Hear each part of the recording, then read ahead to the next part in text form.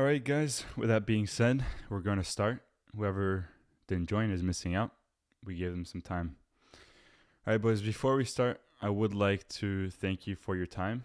I know, I'm taking an hour and a half of your day, so I do appreciate that. I will offer as much value as I can, and this will be worthwhile. So I could promise you that this next hour and a half is worthwhile, but you do need to pay attention. And if you want to fool around, honestly, it's probably not for you. There's a lot of value to be dropped here. You could be just like randomly messaging in the lecture chat, like fooling around. You're just missing out. So the way I would use the lecture chat is questions, maybe comment on something, etc. But I'm not going to check it constantly. I'm going to do like a few breaks in the middle. So if you're spamming questions in the middle, I'm probably not going to answer because it's just going to, kill my flow. So yeah, if you could record it as well, I'm recording it. But yeah, red Z, that'd be actually good, just so there's a backup in case, and then I'll message you in case there's an issue. That'd be good. Thank you. So please record if you can. Yeah. So with that being said, guys, I do want to finish what I just said. So yeah, make sure you focus. If you're here to fool around and not learn, it is an hour and a half of your day. So I'm trying to make it worthwhile for you. So all I ask from you is, I put a lot of effort into this. All I ask from you is to pay attention and be serious and understand that, there is some value being dropped here and you have to, pay attention. So with that being said, boys, let's start the lecture. I appreciate you and the time that you're taking. So a little bit about myself, right? Maybe you don't know me. I've been doing lectures here for a while, but there was a little break where we didn't do lectures. So now I'm back. I've been on self-improvement for a few years now. So it's been around 3 years when I really got into it. I discovered self-improvement through Hamza. I was, one of the OGs. So I think I discovered him when he was around 1 or 2K subs, 1 or 2K. And honestly, this is about loneliness. So I think that throughout my 3-year journey, it's only gotten lonelier. And this is not to be depressing. It's not to be, to tell you, oh, look at me, I'm so lonely. It's not like that. It's to just highlight the fact that this is a common thing. And we're going to get into that. But you have to understand that climbing to the top usually just gets lonelier. And I would say that I used to have a lot more friends in the past, before getting on self-improvement. I think maybe some people can understand this, you start cutting down some friends, especially when your standards go up, right? You start meditating, you start working out. It's like those people in the past don't serve you anymore. And at least personally, I don't want to be around you if you're negative, if you're drinking, if you're smoking, if you're addicted to women, you're addicted to hookup culture, you're doing degenerate habits, you're playing video games, you're wasting your time. I don't want to be around you. Like, I'm sorry. And maybe you might not understand this, but honestly, if your standards aren't going up over time as you're leveling up, maybe this is a call to level up even more. So think about that. Meditate on that. Your standards need to go up.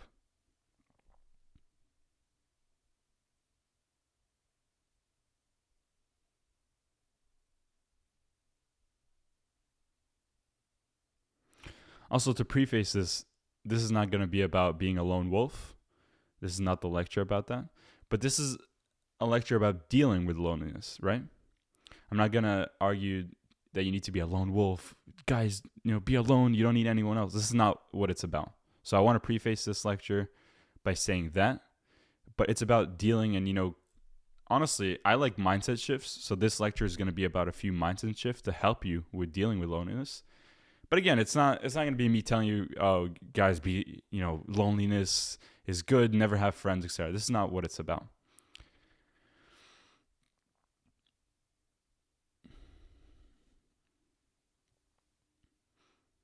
So common mistake that people do, before we start on these mindset shifts, on self-improvement, a lot of people will, even when they go on self-improvement, they'll continue hanging out with those same shitty bad friends from the past.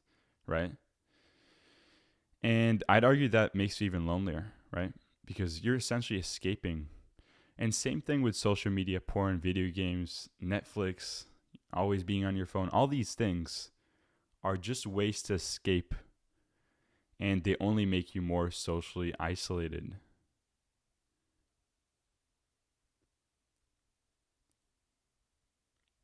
Now, this is not the right way to approach this, right? To distract yourself, even with the wrong people. It's not the right way. You know that. Like deep inside, you know that's not the right thing to do. So let me walk you through a few mindset shifts. We're going to start on personally how, I handle loneliness. I started this lecture saying, I think I'm pretty lonely being on self-improvement, leveling up. It is lonely climbing up. Number one, boys, mindset shift number one. We're going to get into it. I don't want to waste your time. I want to offer as much value as possible. Number one, loneliness is normal, especially on self-improvement. We all know, okay, people say there's a loneliness epidemic, specifically for men. We know that men are lonelier than ever. They're not dating, etc. Now, I want you to imagine for a second.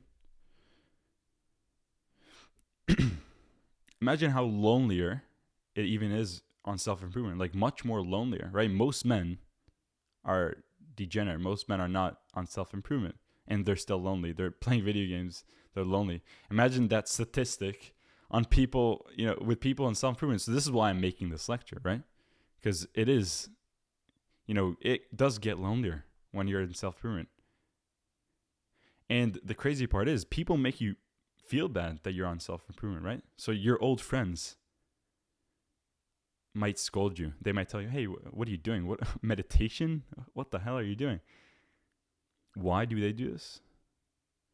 Deep inside, they can't amount to what you're doing. They can't take as much action as you are. So what are they doing? They're resorting to hate, right? Hate usually comes from below. We know this. Anyone who hates you, it doesn't come from, someone who's doing better than you, who's in a better mental state than you. 100% of the time, it comes from someone below you. So you have to understand that on this journey, being a 1% man, it means that 99% of the people are nothing like you. They don't understand you. They don't understand your journey. They don't understand, we're here, we're a small tribe. We understand each other. We understand meditation. We understand all these things. But most people don't. Most people will scold you. So we're honestly a rare species. This leads me to my next point. So George Washington has a quote. He says, "It is better to be alone than in bad company." I know personally, I would rather choose to be with 0 friends than people that would bring me down and are negative and are not going to push me forward, right? Being on this journey for a few years now, I'm 22 years old. I have more standards for myself. I'm not gonna, be like, oh, yeah, you wanna smoke some weed? No, none of that BS, bro. I would rather choose to be with no one than people that bring me down. Think about that. How many people in your life are negative? Your friends, but you allow them to be in your life because you're like, I don't have any other option. I'm lonely. I would argue you're honestly better being alone in that case, and I say that with personal experience. And yes, I told you, I feel alone. Am I going to cry about it every day? No. What am I going to do? I'm going to put my head down. And my mentor, I have a mentor, his name is Self-Developed. Maybe you heard of him on YouTube. He says, keep doing what's in front of you, right? What is it? What's in front of you? The things that you have today, right? You need to work out. You need to meditate. You need to go do this. Helly Hull says, chop wood, carry water. Keep doing the hard things in front of you. Life isn't magical, right? I think social media paints this picture that you should be having so much fun right now. As a 20-year-old, your life should be, maybe you should be on the private jet, right? You see like Andrew Tate, you see all these people. You're like, shit, my life is miserable. But honestly, life as a young man is lonely. And that is perfectly normal. That's why I started this mindset shift, saying loneliness is completely normal.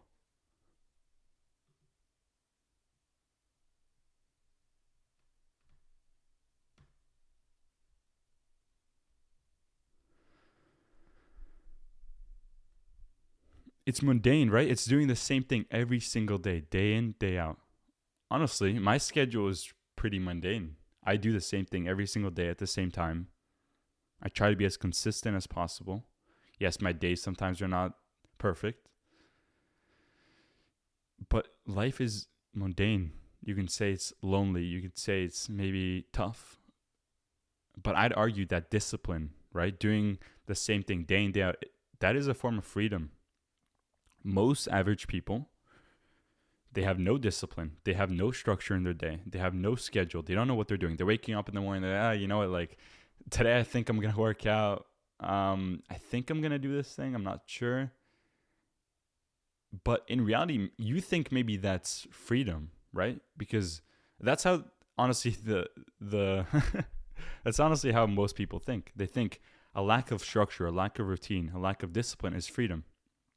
I'd argue the opposite. Discipline is freedom, because imagine the man who says, you know what? I love my freedom. I love not having a schedule, doing whatever I want, not having structure. How do you think their future self is going to be like? Do you think they're going to take as much action as you, who structured their day, who knows what they're doing every single hour? Of course not. It's like instant gratification, literally. Their future self is going to suffer. Their present self is like, yeah, you know what? This is fun. I could watch Netflix. I can decide what time I want to work out. You know, I don't have to put in my schedule. So, you know, I branched out a little bit, and there's going to be a few side rants here in this little lecture, but I hope this was valuable. My first point here, again, just backing up a little bit, is that loneliness is normal, especially on self-improvement. And, you know, your every single day should be boring, right? As a man, it's not supposed to be glamorous. It's boring. It's putting your head down. It's doing what's in front of you, like self-developed says. And yes, it's tough. There's no way to kind of hide that.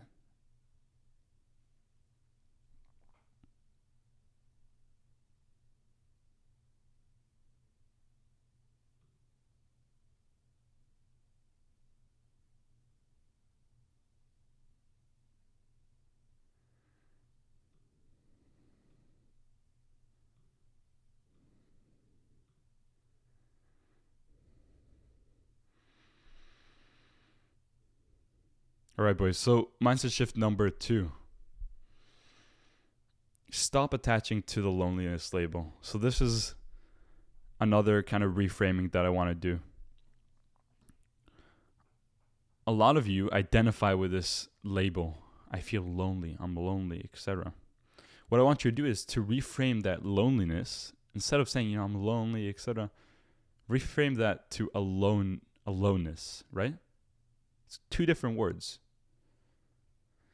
The difference here is that aloneness, it doesn't have that same emotional connotation, right, to loneliness, right? I'm so sad, I'm so lonely, I have no one, help me guys, help me. It feels different.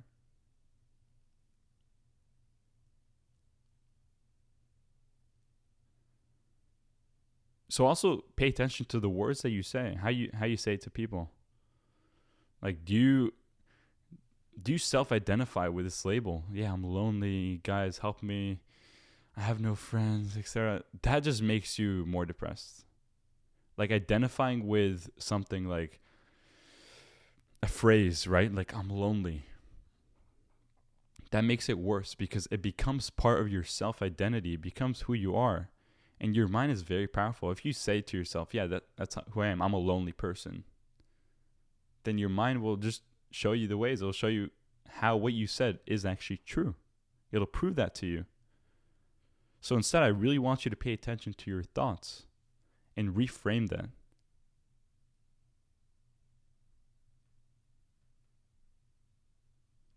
Reframe loneliness to aloneness.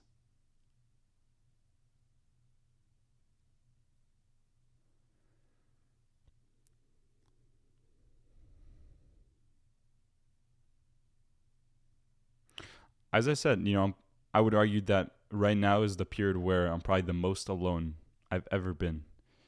But what I do, I choose to use that as fuel. I choose to use that to build something for myself, right? Why? Because I choose to reframe that. It's not that bad. This means I have more time for myself.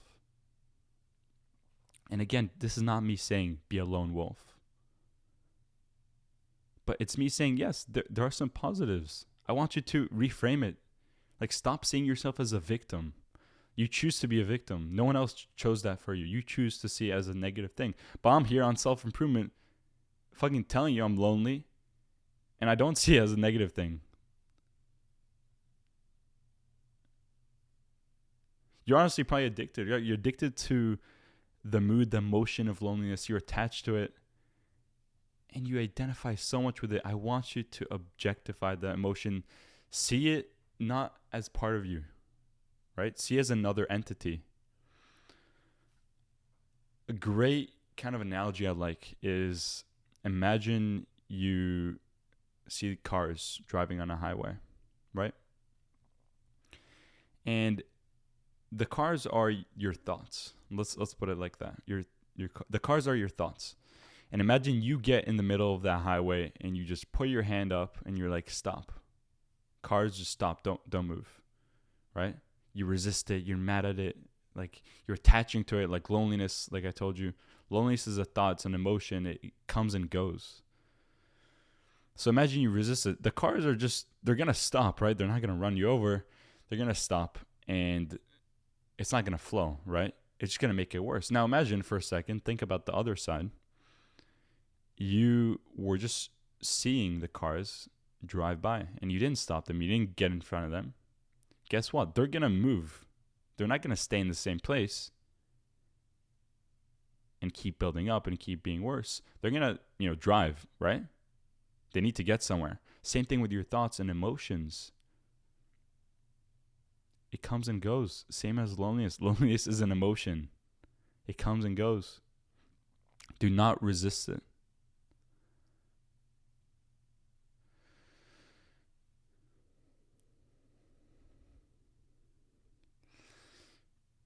And honestly, right, to be alone is probably an indicator that you're doing something right. If you're on self-improvement, if you're taking your life seriously and you're not doing the bad habits, it might be a sign you're doing something right.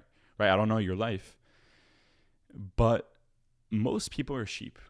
We know this. Most people are following the herd. Just look at the average man, right? Everyone is choosing to be with degenerate people, drugs, parties. Why? Maybe, most of the time to not feel alone, honestly. They think that's going to make them more whole. But in reality, it makes them emptier, right? Drugs, parties. I could go to a fucking party whenever I want, but I choose not to. I know it's going to make me emptier. But most people don't think about that. They're like, yeah, I want to be with people that I don't know, and, fucking drugs, fucking alcohol. Yeah, of course, it's fun. Choose to focus on yourself, on your mission. And if you're truly on mission, and I would say most of you aren't, you will never really feel lonely. Maybe you'll feel alone, but you won't feel that loneliness. And again, it's not alone. Alone is not bad, as we said. So the thing I told you with the cars analogy ties into meditation. And maybe you don't really understand what I'm trying to say, like see an emotion and a thought for what it is. Just, don't identify with it. Maybe you don't understand. Maybe this is a sign for you, honestly, to meditate more. And it's underrated. I know you heard this a million times. Go meditate more. I honestly say this every single lecture. Because most of the things in life could be solved with meditation. Like, literally. Most of your problems are in your mind. Like, this is being lonely, is the emotions and the thoughts that you tell yourself. That could be solved with meditation. And maybe you don't understand, maybe you don't believe me, but I promise to you, it's not going to go away, but meditating more and taking it seriously will allow you to see that emotion for what it is. It's just an emotion. It's going to come and go. It's not bad. Stop self-identifying with it. It's not going to kill you. So yeah, I would argue meditation is probably one of the most influential habits I have ever did, right? I think I have over 10,000 minutes of meditation. literally made me so much better, handling emotions, thoughts. Bro, this is your sign. Coming from someone who has done this for quite a while, this will change your life. So, again, number 2, summarizing it, stop attaching to that loneliness label. It's not that bad. All right, boys, mindset shift number 3. This one I called the friends and relationships will come. Stop forcing it. This is cliche, and you hear this many times maybe, but know that if you keep focusing internally, right, building yourself up, working on yourself, the women, the girlfriends, whatever, the relationships will come. The men, future friends will come. They'd be attracted to that, right? Maybe the men, not on a sexual level, but you know what I'm saying, right? People like people with ambition, even men, right? Men will want to be your friend. I have a perfect example of this in my real life. So maybe you don't believe this. Maybe you're like, this is fucking cliche. I heard this a million times. I have a YouTube channel, and I've just been posting consistently for past 2 years, right? Cool. And as I said, self-improvement, lonely, all that, or alone, like we want to rephrase it. And one day I get a message from someone from high school, and he says, "Hey bro, I just found your video. Literally found your video somehow. And let's meet up. Like, I'm also in self-improvement now." And in high school, I knew him. He wasn't on self-improvement. We weren't friends. It was a completely different story. I would never think that would happen. But this is living proof that this is possible.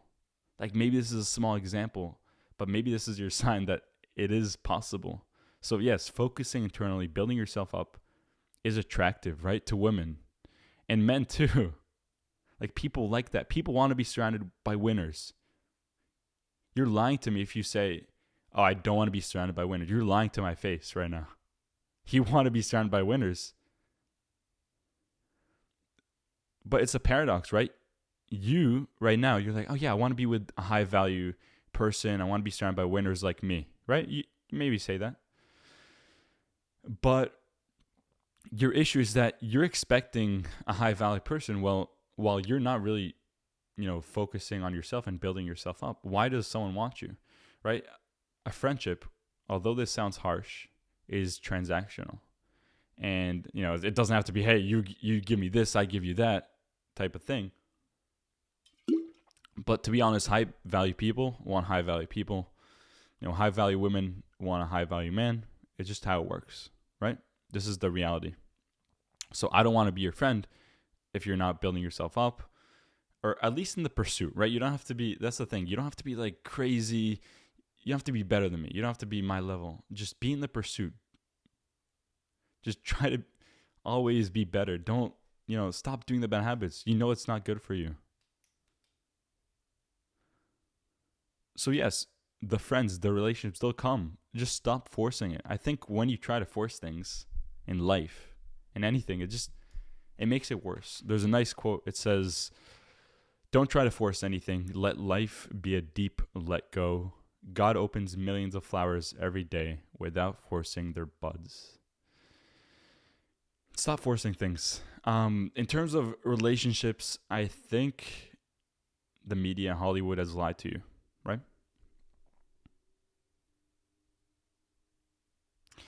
I think you've been taught from a young age, subconsciously, that you need to find your soulmate, you need to find your other half, and, to be whole, to not be lonely, because this is about loneliness.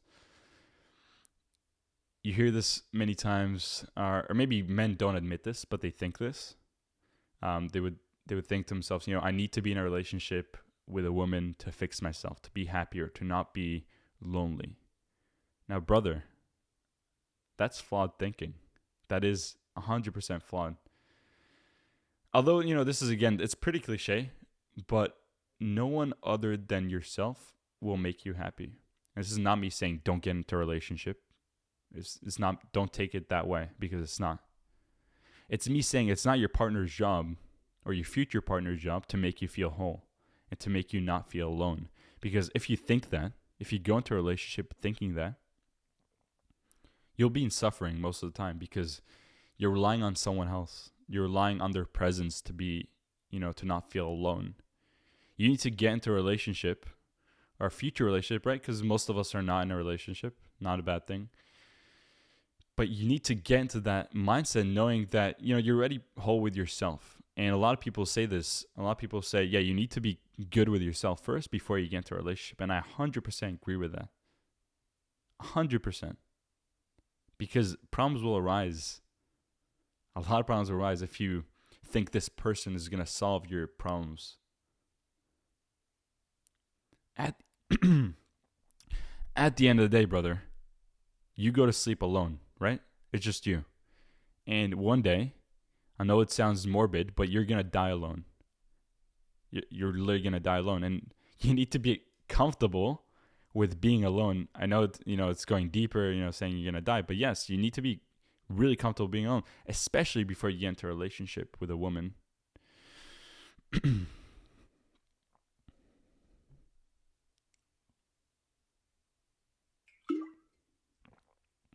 And yes, most relationships, they fail for this exact reason.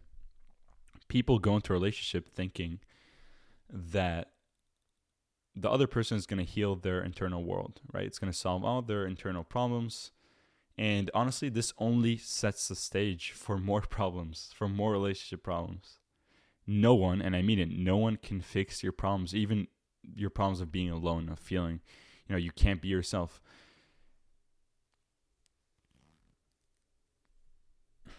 And I would argue a lot of today's world is not on your side, right?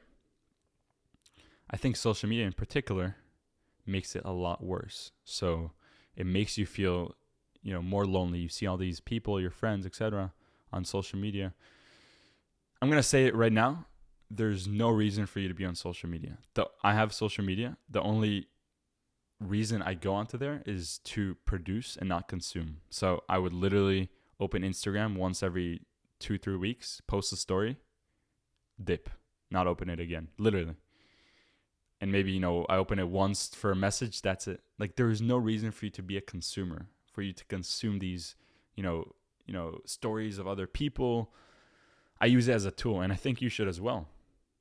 Because these technologies are only making it worse for you. It's only making you lonelier. It's only setting your future self up for more problems, for more internal problems. So yes, I mean, coming back to my point, no one can fix your problems. They're 100% your responsibility. Before you get into any relationship, you have to be 100% responsible for yourself, because otherwise it's going to fail. The relationship is going to, it's going to be doomed, to put it nicely. So that was my third point. The friends and relationships, they're going to come. Just focus on yourself, focus on your mission. Stop forcing shit. Like, no friend wants you to force him to be your friend, right? Even, we know that for women, right? Obviously, like being annoying and being like, hey, I want to be your boyfriend. Obviously, that's a turnoff. But also for men, like, that's just weird. Like, a guy is being fucking desperate to be your friend. That's weird. I think it should come naturally. And it does come naturally when you focus within. And obviously, right, in the future, you do have to take steps. You have to get out of your comfort zone. You have to get out of your house. It's not like your friends are just going to... I had my story before, right, with YouTube. But honestly, most of the time, it's not like that. It's just to prove you, a point that this is possible. You need to get out there. You need to be, more active, trying to speak to people, maybe at your gym, just trying to be more social. But maybe you're not there yet. So this is kind of my mindset shift right now. And I hope that this gives you hope, right? It does give you, I hope so, right? Because at least for me, I didn't think this was possible. I thought that this was like super cliche, saying like, oh, the friends, the relationship, the girl, they're going to come.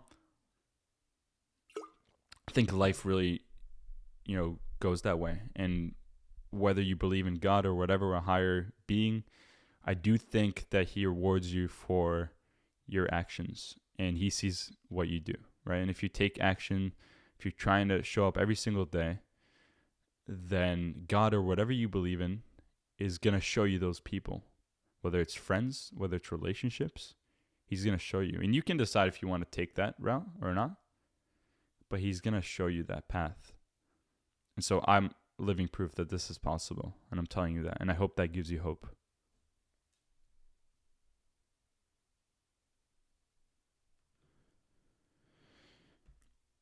All right, boys, I want to take some. I haven't looked at the chat, honestly, because I don't want to be distracted.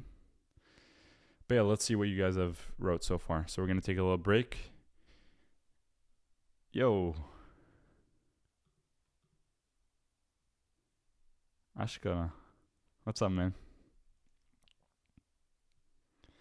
End of the day, you're going to sleep alone. That is super true.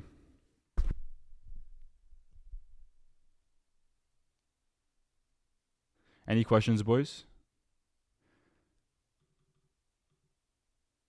Thank you so much, Red Zen. Yeah, I'll have to add you as a friend after, because I don't allow DMs. Should you be taking notes? Up to you. You could be listening. You could be taking notes.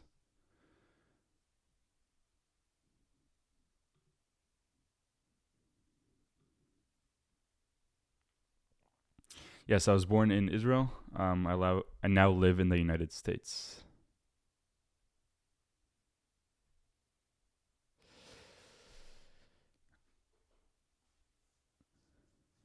All right, guys. Any, questions? Anything serious?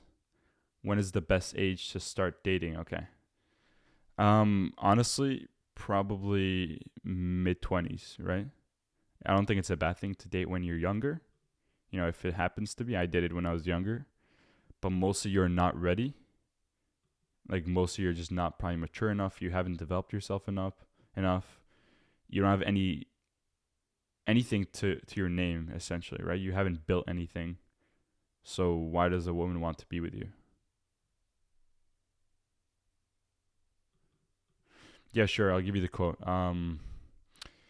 Don't try to force anything. Let life be a deep let go. God opens millions of flowers every day without forcing their buds. So yeah, it's about not trying to force relationships and people.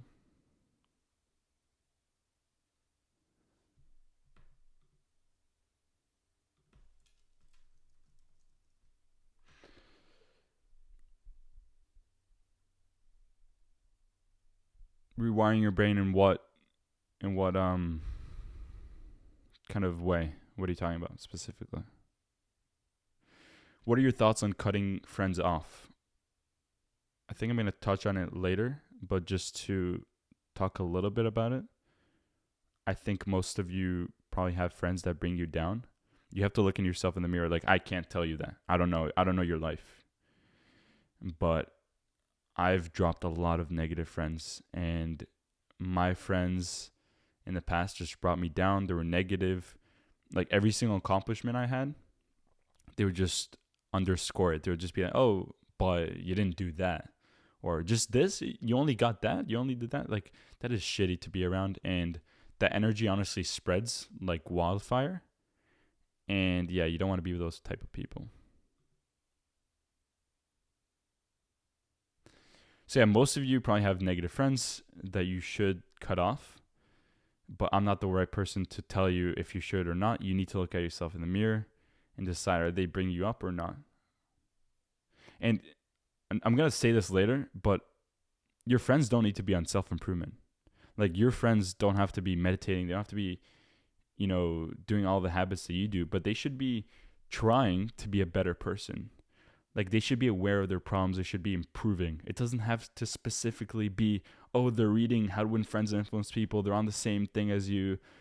Like, it really doesn't have to be. I think I'm going to touch on it later. Okay, this was kind of like a preview, but I'm just going to speak about that topic.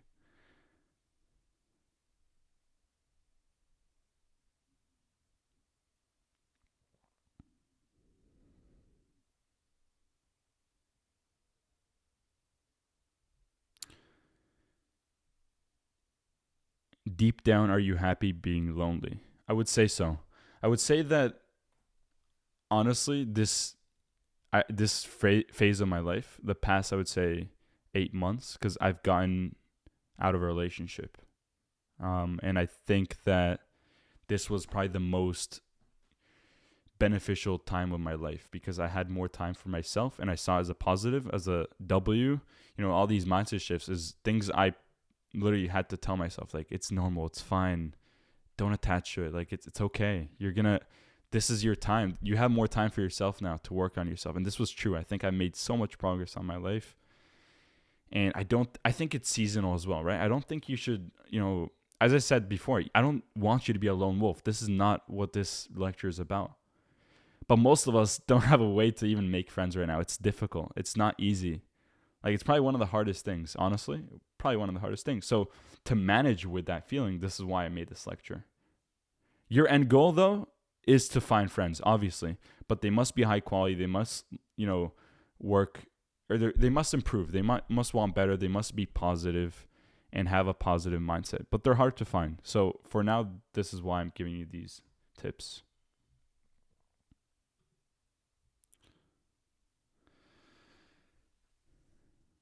How do you find high quality friends? You become one yourself. And once you're one yourself, I think it's much easier, right? And I don't even think, I still have a long way to go. And so you probably also have a long way to go. And I'm in this journey for around 3 years. Constantly learning, constantly improving. You need to become a high quality friend yourself. Because as I said before, people don't want to people don't want to be with friends who are lower than them, and they're negative and they're not good, etc. To find a high quality friend, you need to become one yourself. I say this many times. I think the biggest thing differentiating, right? So how do you differentiate high quality and low quality friends? What is the difference? It's a good question. So as I said before, they don't specifically have to be on self-improvement, but I think someone who's high quality has a positive mindset. He pushes you to be a better man, a better, stronger man. He supports you. He's not, there isn't anything negative about him. And you need to be very vigilant, right? Because a lot of people have backhanded stuff, backhanded compliments. Pay attention to this man. Is he supporting you? Is he trying to actually help you? Or is he trying to maybe unconsciously bring you down? So it's very difficult. It's very hard to find high quality friends.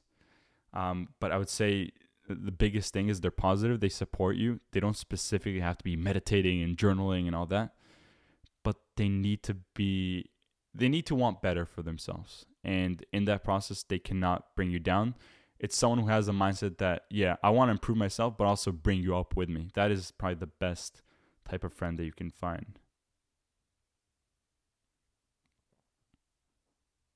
Let's keep questions relevant.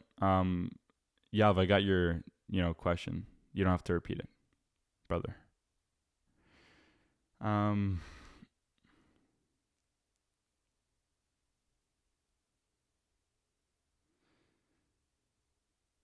Thank you, not debugged.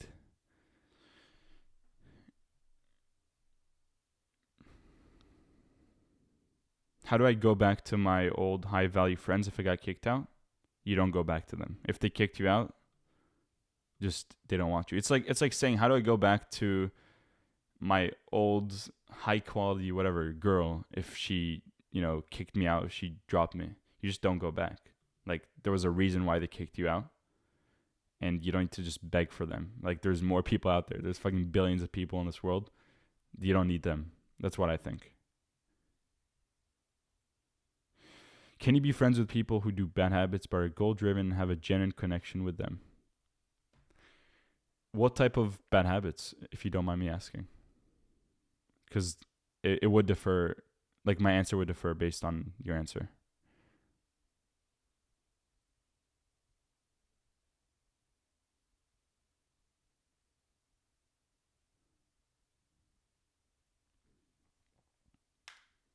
We're going to do 5 more minutes of this, and then we're going to keep going because there's a lot more to cover.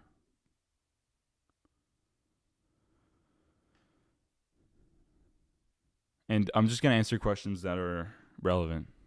If you're asking me just other questions, I'm sorry. I'm just gonna ignore other questions. Like this lecture is about dealing with loneliness and friends, etc.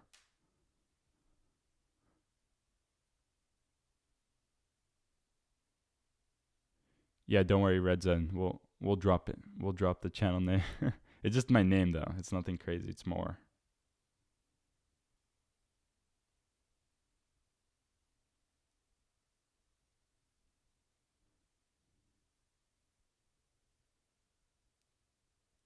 How do you stay calm and chill? Um, honestly, you just know that there's a human behind, in front of you.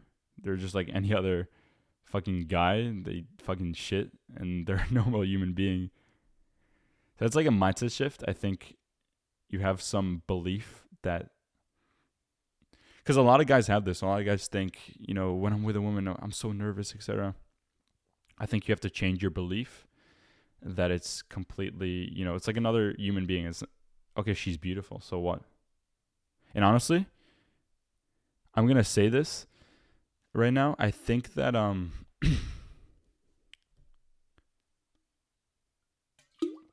think I lost my train of thought. Fuck. Because I just read Darren's question or Darren's statement, and I love that. Love that. Thank you, man. I think I was speaking about girls and being calm. Yeah. Anyway, I guess what I was saying is, yeah, they're just a normal human being, and yeah, you got to change that belief that you probably have a deep belief that you think there's some there. Oh, this is what I was gonna say. I got it. So I think I don't know how many of you guys are on this journey, but going on semen retention and, fucking not busting nuts to pixels and just to yourself in your own bathroom while God is watching you. I think that has a lot of, that is definitely beneficial. So I've been on this journey for 9 months almost.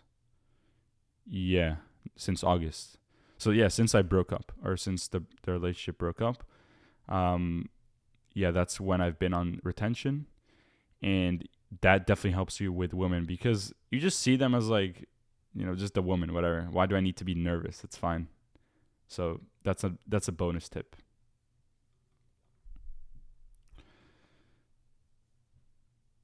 I appreciate Nico. Yeah, you guys have good questions. I'm not gonna lie.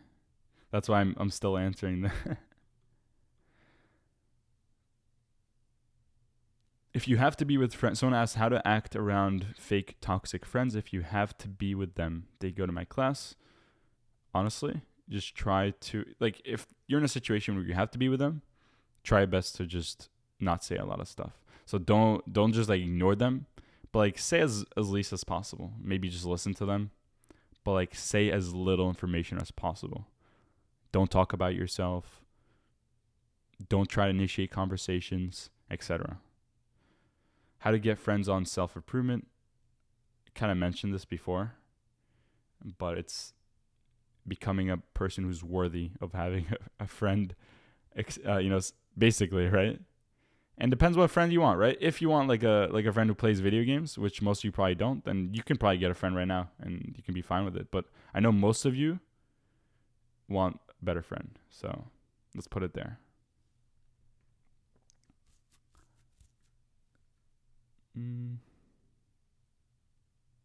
How do you maintain friendships and not let it fail? Damn, good questions, guys. Not gonna lie, it's a good ass question.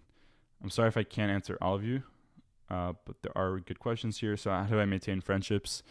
You become the initiator and you try your best. And I'm also a work in progress. Like I'm not perfect with this, but most people are terrible friends, and most people just lead friendships into failure.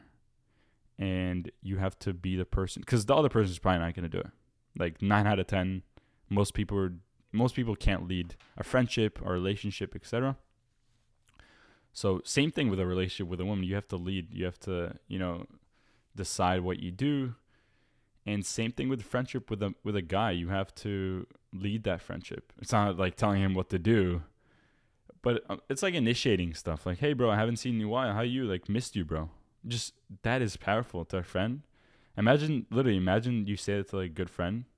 Maybe you think it's like cringy to say to a guy like I miss you, bro. Like people love to have compliments. People, even guys, want to feel like wanted, not in a sexual way, but I'm saying like in a friendship manner. So yeah, just initiate stuff, show people that you appreciate them, and yeah. Is it a problem to stay with some mid-quality friends? Bro, it's very situational, so I don't want to give you like 100% yes or 100% no, because it's very, very situational.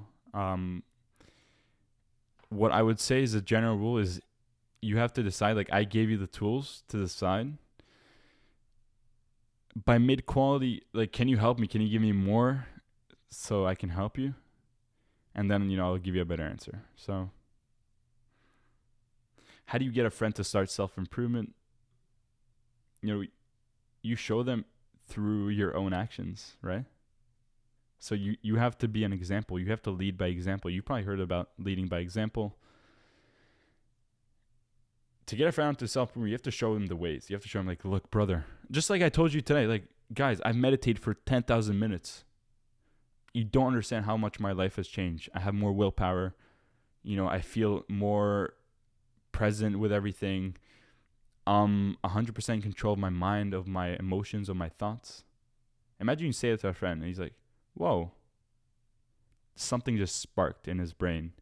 And he's going to be like, oh, tell me about meditation. I want to do it. So it's not, you don't have to force anyone to go on meditation to start self-improvement. That's another thing. I don't think you need to force anyone to do it. You lead by example. And if they want to get on self-improvement, then sure, then show them the ways. But don't force someone. If you're like, oh my God, bro, like I'm so good at meditation, whatever. Look how I got big. Stop playing video games, bro. Get outside, touch some grass. You say it to someone, he's like, bro, I'm good. Then leave them alone. Like you can't help someone who doesn't want to be helped. Like that is the sad reality of life and how I view things. Like maybe you view things as different. Like especially if they're your family members, I would say that is where it's different because sometimes you really want to help someone like your family member, etc. Because you need to like persuade them in that kind of sense if they're down bad. But like your friend, bro, you're not their parent. You're not the same blood. It's fine to they don't want it, just leave them alone.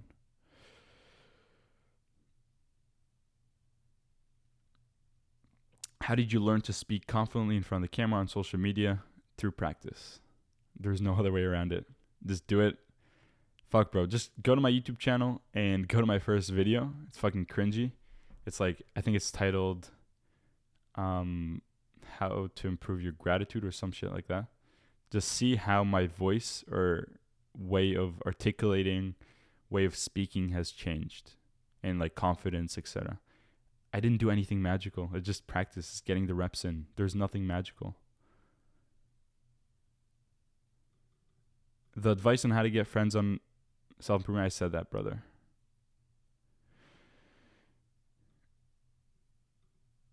The bad habits. Okay, so Lightning said to the question, can you be friends with people who do bad habits but are goal-driven and you have a genuine connection with them? The bad habits being porn, partying, casual hookups. Personally, like I told you, I can speak from personal experience. Like I would not accept that as a friend. But again, your life is different. Maybe you haven't elevated yourself enough. So, we all speak from personal experience. There's no right or wrong. Like you can be friends with anyone you want. But if I were in your situation, like me right now, I would not do that because I have higher standards for myself. Like a person who's always in casual hookups, who's always partying. Like, I just don't want that. I'm sorry. Like, you can do whatever you want, but I don't want that. Is it normal if females literally saying mean shit towards you and other? No, brother. You should not fucking tolerate any bullshit from anyone, from men or women. Like, stand up for yourself. Get them outside your right. Like, I think most of you guys have to understand that your standards need to be higher. Like genuinely, I think most of you don't have high standards. And also, like, you can't be delusional, right? Like, your life needs to improve for you to have higher standards. You can't be like fucking jacking off every day and watching porn and being, fucking degenerate and being like, yeah, I want a good friend who's not shit to me. Cause like, you're lying to yourself. But be in the pursuit of wanting higher standards for yourself.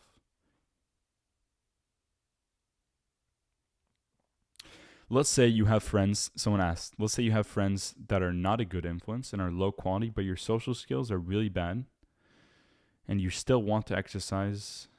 Should you keep those friends just to try your social skills or try to meet new people? 100% leave them.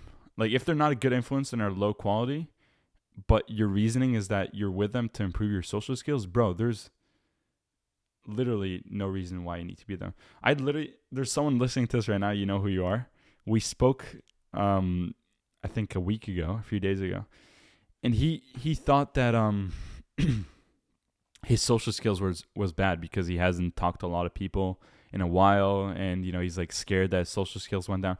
I was like, bro, we spoke on Discord on Hamza's cult Discord. I was like, bro, your social skills are so much better, like 99% better than most people. Like, crazy. It doesn't just like die like that. It doesn't just disappear. So you're better off dropping them. It's not like your social skills are going to disappear and you need to practice every single day. Like, it's not that hard. You just, I think you need to know the fundamentals. And the fundamentals are all in how to win friends or influence people. Just listen more than you speak. Be genuinely interested in other people. Just stop fucking speaking. No one cares about what you have to say. Do it in terms of the other person's interest. That's the biggest points I would say in terms of what I learned from that book is, yeah, no one cares about you. You need to offer value to the table. And yeah.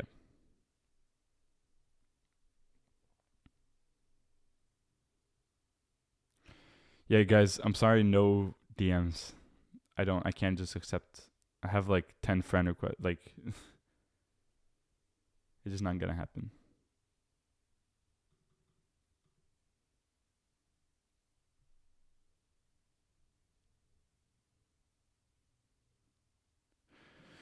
Should I try to date in my teens or only focus on myself and have male friends? Very situational again.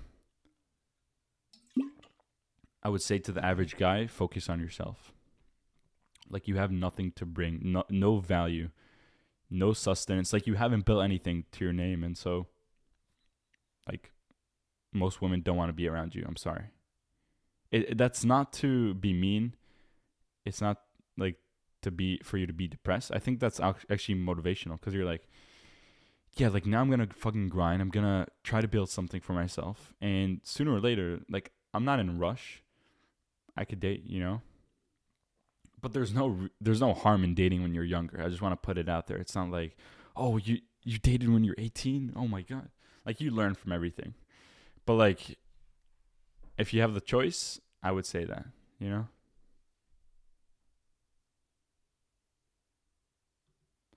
How do you spend most of your day, Red Zen, since you don't spend time on social media and technology? Good question.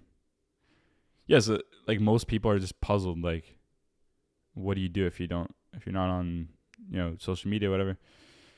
Like, I use technology to my advantage. So, obviously I'm on a computer, barely touching my phone. I guess only using it for like working out and stuff and maybe texting people. But yeah, I barely use it, barely have screen time. I spend my day doing, a lot of deep work. So trying to do things that move the needle, such as business, YouTube, etc.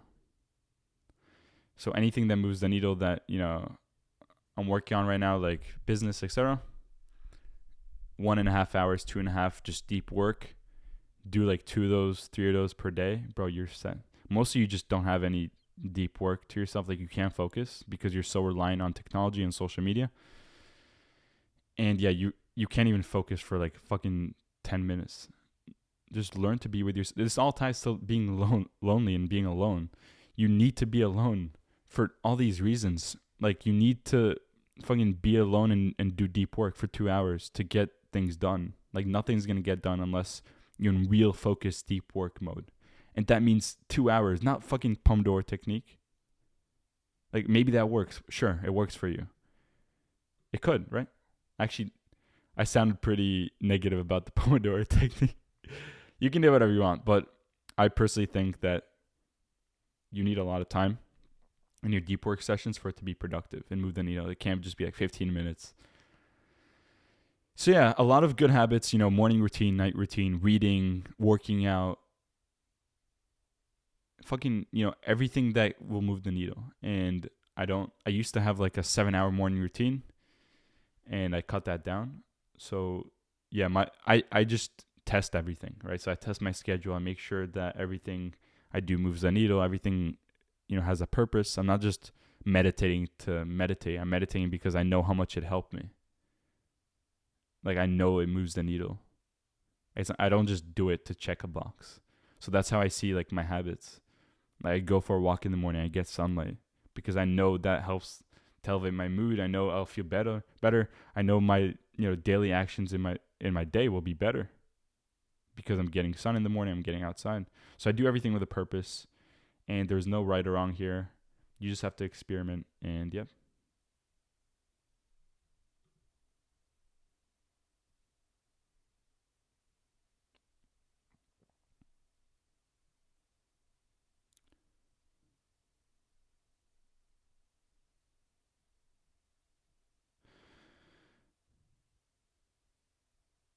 How can you work with 100% focus? Brother, just number one, remove distractions. Like your phone shouldn't be around you. Literally remove anything on your computer that could be distracting. So all the tabs that you have open, all the things on your desktop. You don't need a lot of apps on your computer. Just be minimalistic like that. Number one, distractions. But any normal person could just fucking throw their phone down the window and say they're ready. I'm ready to be 100% focused, but they fail, right? They don't get focused. So number two is mindfulness, and I said this before, like meditating and taking care of your body and your mind. If you can't be alone with your thoughts, like meditation, then how do you expect to be 100% focused in like a deep work session? It doesn't work like that. So yeah, it all ties down to the lecture. Like you learn to be alone, your deep work sessions are going to be better. You're not going to be like, oh, I feel so lonely right now. Like, bro, just get to fucking work, put your head down and take action. And yeah, learn to be present by meditating and take care of what you eat. Take care of everything is interconnected. That's the crazy thing. Like sleep, interconnected with focus. What you put into your body, the inputs that you give yourself, interconnected with focus. How, like the thoughts that you have, what you tell yourself on a daily basis, interconnected to focus. And that's interesting because you can have control over your thoughts. Like I told you, if you meditate, you can see them as another entity, but you choose to not be consistent with meditation. 5 minutes is okay. Bro, 15 to 20 minutes every single day. Do it for a month. Talk to me after. And then tell me, how focused are you? Eat organic, eat good foods. Everything is interconnected. 8-9 hours of sleep. No question. See how you feel after. Do that consistently. And yeah, brother, there's no reason why you can't be focused. What is your advice? How to speak more confidently in front of people you want to convince and influence? So again, it all ties down to practice. I guess one way, if you want to speak to people IRL, like in real life, better, you can also practice by yourself. So, talk to yourself in like record yourself, not in a weird way, but in like maybe record yourself and try to speak about a topic like a lecture, like I'm doing now, but there's no audience. See how that serves you. Over time, you'll improve. It's all about getting the reps in. So this has been a few 20 minutes of questions. But yeah, I'm going to answer a few more, and I hope this is beneficial. I'm like touching on everything. What is your opinion on doing habits that aren't exactly aligned with your goals, but still aren't bad habits? example, playing soccer when you don't want to be a soccer player. Yeah, playing the guitar when you don't want to be a musician, etc. Okay. Honestly, great stuff. It's like your hobbies, and I think you should have those. And I play the piano, I play the drums, and I have hobbies, as well. It's not just doing the meditation, working out, journaling, etc. Like you need to have it's not really habits. I guess it's more like hobbies, like playing soccer, playing the guitar. Yeah, you need to have those. It's good for your mental health as well. Like to not only work all day and just do something that you love, do something that you're passionate about, even if you don't want to be a musician. Like I've been playing the piano since I was 5. I'm 22 years old. Never really wanted to be a musician. Like I don't play it in like I guess you can say I'm a musician, but I don't play it professionally or anything. And yeah, it's perfectly fine. Like it's a great way to wind off at night, especially. And yeah, soccer as well. Great stuff. Bro, if it's good habits, good for your dopamine, good for your mental health, there's no reason why you don't want to do that. More, I don't watch any shorts, reels, or TikToks and still have a bit troubling with focusing. What should I do? Again, I don't know your life, so I don't know. Maybe you're a covered TikTok addict or you covered shorts addict. This type of things take time, and it's not like a quick fix. And even if you stopped, maybe you done it like 2 years ago. Like I still fucking feel my fucking bad habits sometimes. Like the days where I was addicted to Instagram, etc. Like I still feel that somehow. I don't know how to explain it, but I still have that in me. So you recover and you get better, but just keep your head up. Do what I told you. Make sure that you control your inputs. Again, what you eat, your sleep, anything that you can control and have control over, there's no reason why you can't improve all that.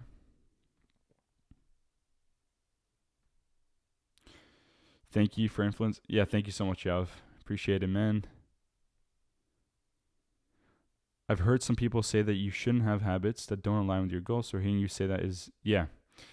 That's the thing. Like a lot of people online are just like, no, bro, 100%. You got to meditate. You got to do this. Everyone is different. You have to understand that like me and you are different. Like if you take my advice, literally like everything I say and you're like, yeah, I want to do exactly exactly what he's doing.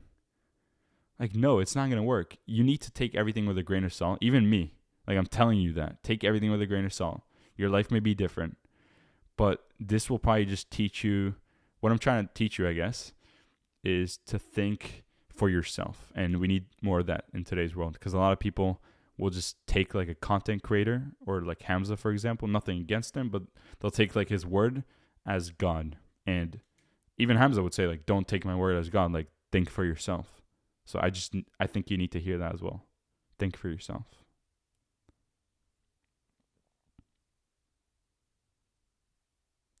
Is it weird to find peace in loneliness? I kind of don't mind being on my own. No, brother. Like, that's a positive thing. And I feel that as well. I feel peace in loneliness. And yeah, I really don't mind being, alone. I think the break's enough. No, I agree, bro. Thank you for reminding me. I'm just having fun, like answering all these questions. He's right, though. Thank you, bro. We're going to continue. Let me do something. For this stage, guys, we're going to turn up the slow mode, actually. I just want you guys to focus, and it helps me as well to not be distracted. And yeah, we're going to get to questions later. Just focus, and there's a lot of value about to be dropped. And yeah, questions later. We're going to do another break when we're done. All right, where were we? Mindset. So before we said mindset shift number 3, it was the friends and relationships will come. Stop forcing it. So we talked about that. And I gave you proof in my life how that's possible. And we talked about women. And we talked about how most relationships fail. And the biggest fix is just, not forcing anything and just working on yourself. Although it sounds cliche. Mindset shift number 4. Enjoy the solitude. Be still and present with it. So, we kind of spoke about this in the questions, but see all the positives of this feeling of solitude, of this feeling of aloneness. This is a time where if you use it productively, you can literally change your life and you will be unrecognizable. You don't have a lot of distractions in this type of, time where you're alone, right? Think about it like this. Like someone out there, and I'm not saying it's a negative thing, but maybe you're single right now. Someone out there has a girlfriend that he needs to see like every other day, and they need to spend like 3-4 hours together and like go on dates. And I'm not saying that's bad. Like there's a time and place for that. But all I'm saying is that like you can reframe it. Even with friends, like there's another guy out there who just has like fucking 10 friends he has to deal with. And that's like a full-time job, and they go out every other day, and even if they're good friends, it's a lot. So maybe if you're alone and you feel lonely and you don't have a lot of friends, see it as a positive. I really like to reframe things. I really like to see things in a positive light. I think a lot of, like, more people should do that. Because there is a positive in every single, negative perspective in your life. So I like to reframe things. And yes, there's another guy out there who has a lot of distractions, whether it's like another girlfriend, whether it's another, 7 million friends. You have something that someone wants, and I want you to use that, right? Reframe it. Okay, whatever, you're lonely, you're alone. Are you going to cry about it, or are you going to reframe it and see how many things you can actually fit in your day that you couldn't have in the past, or that your friends can, or this guy can? Be grateful for that. Because if you're alone, it literally means that you don't have a lot of distractions. Unless you, and this is another point, like being alone and being lonely can cause you to distract yourself. And this is where you have to watch out. Like you need to watch out and purposefully be like, no, I guess now I'm alone, I'm lonely, whatever, I just exited a relationship. Now I'm gonna fucking waste my time on TikTok. No. This is probably the best time to go in monk mode. And I know a lot of people talk about this as like fucking, it's like a nice term to say in the YouTube title. But I would say I'm on monk mode. My protocol is extremely disciplined on my phone. Dopamine detox. No Instagram. No TikTok. No whatever the fuck app you're on. No. I'm sorry. Like, I just don't want to waste my time. You could choose to waste your time if you want. Yeah, not my cup of tea.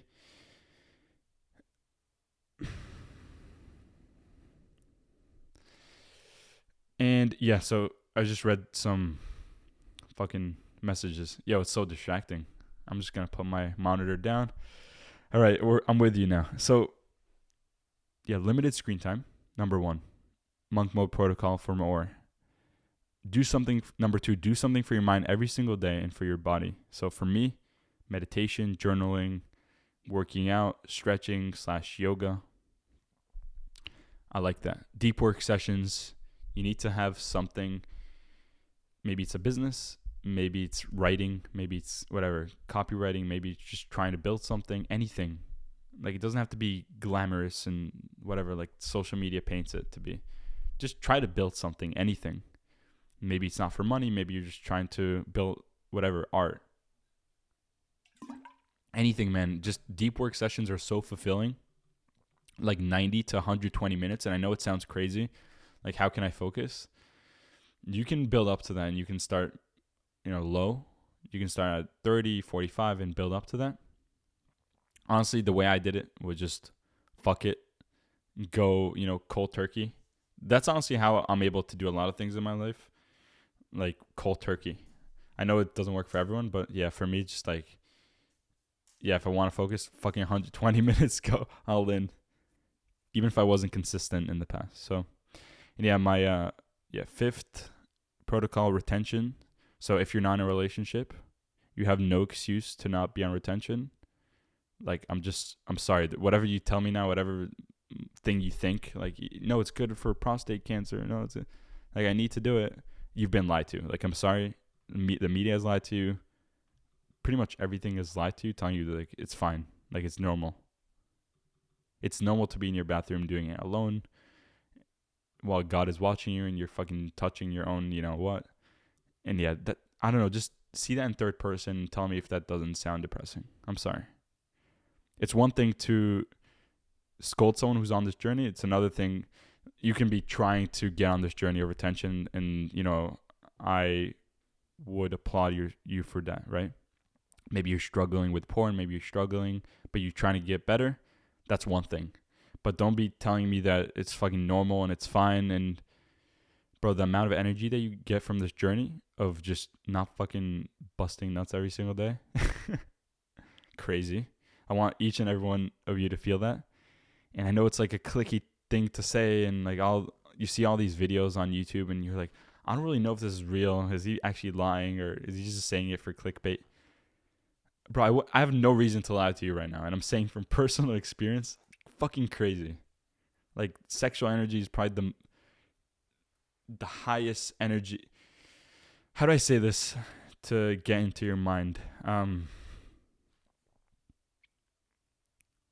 Sexual energy is powerful. And if you can utilize it in your work, in your goals, in your passions, you will literally be ahead of most people. Like, just look around you. Maybe you don't know, but probably every single person faps. And I know it's like a taboo topic to speak about. I guess not on the internet, but like, yeah, I don't speak about this just a random person. But you guys are on this journey, so you understand. Most people fap. Most people are losing vitality. They're losing energy. And again, don't lie to me and say, if you fap, you feel better. That's BS. You lose that same kind of motivation. You lose that fire that you had in yourself before. So imagine not doing that for like a few months until you find a high quality woman in your life. There's no reason to just be doing it in your own bathroom. So 2 cents, kind of ranting. So yeah, the last monk mode protocol is ensure you're healthy, right? So eat the right foods. I talked about this. Get 8+ hours of sleep, 9 hours in bed. That's a good kind of metric to aim for. That gets you 8 hours usually. Because time in bed is not time asleep. So I think you heard that already. But yeah, so this was mindset shift number 4. Just enjoy the solitude. Go on monk mode. Be still. Be present with it. See it as a positive thing. Reframe it. Don't cry about it. Don't be a little bitch. And yeah, be grateful for it. At least I'm grateful for it. You don't have to be. I choose to be grateful.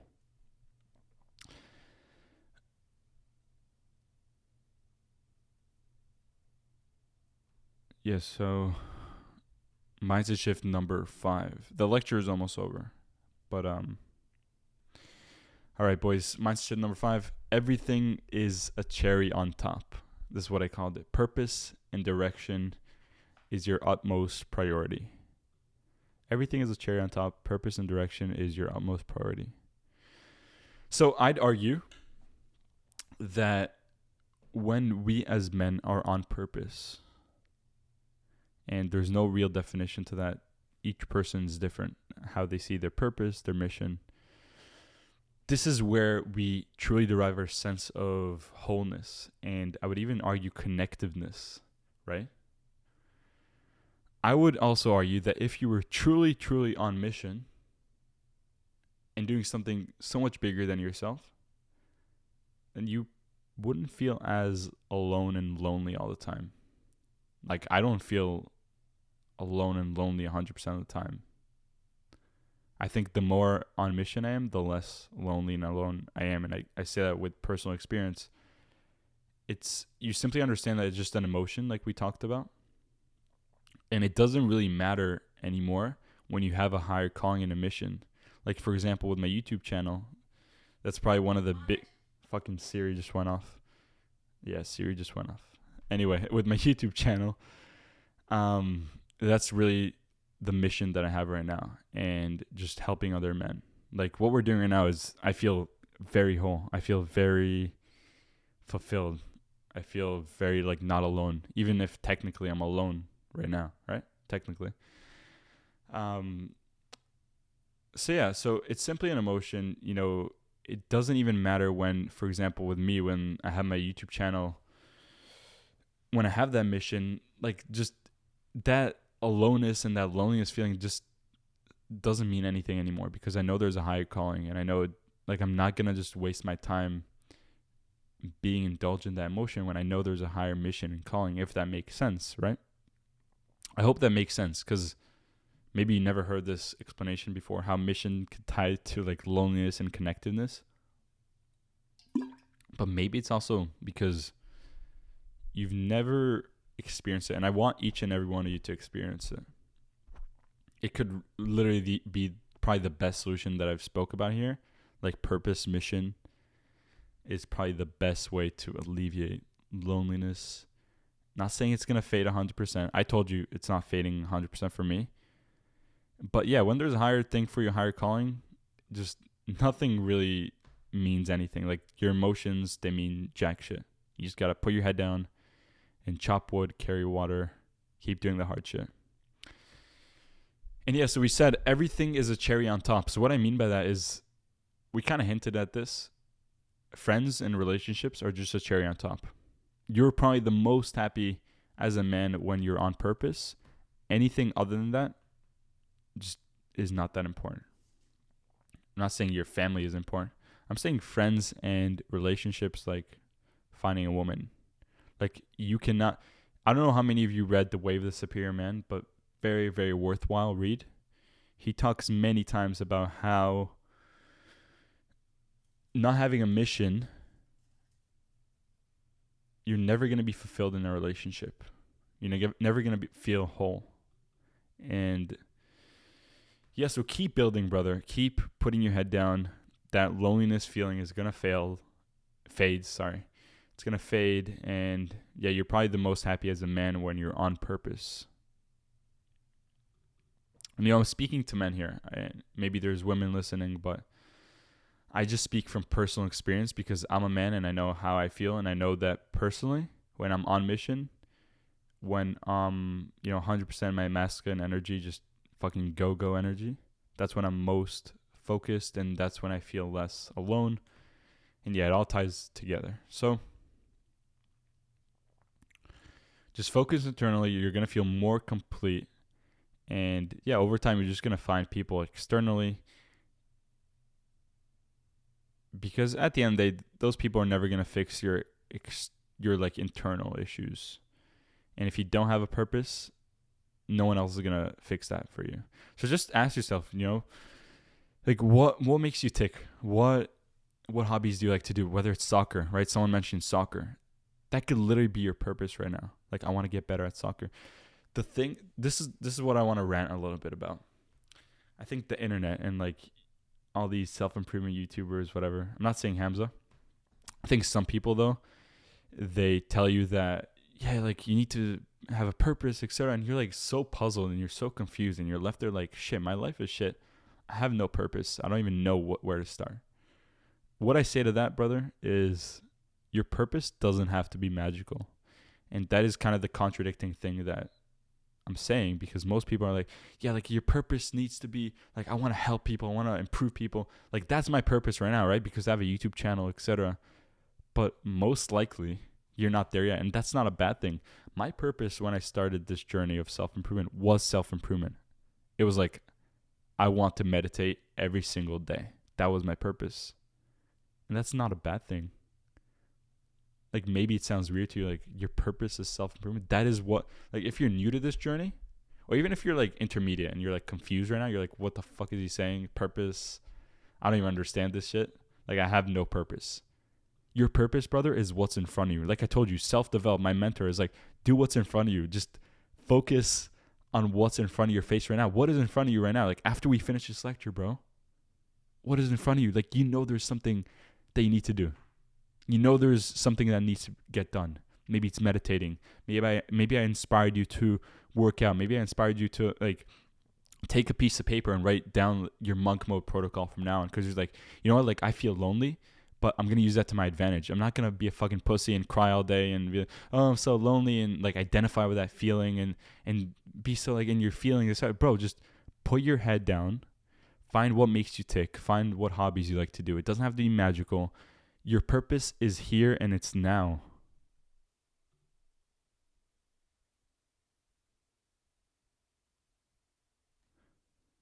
So discover it. Just even journal, like, what is my purpose? And most of the time, it's just going to be, self-improvement. Just be a better man and improve myself every single day so my future self is happy and proud.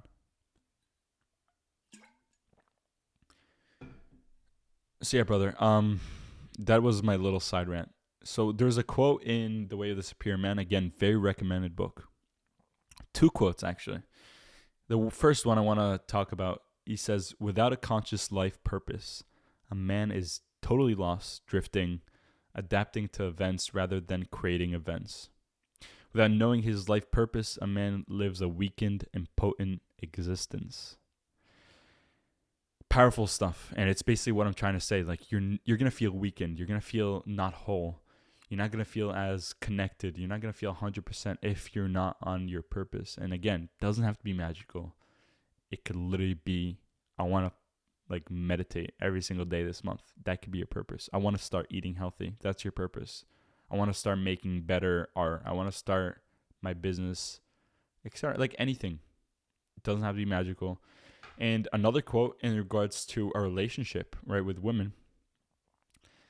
David Detta says, your mission is your priority. Unless you know your mission and have aligned your life to it, your core will feel empty. Your presence in the world will be weakened, as will your presence with your intimate partner.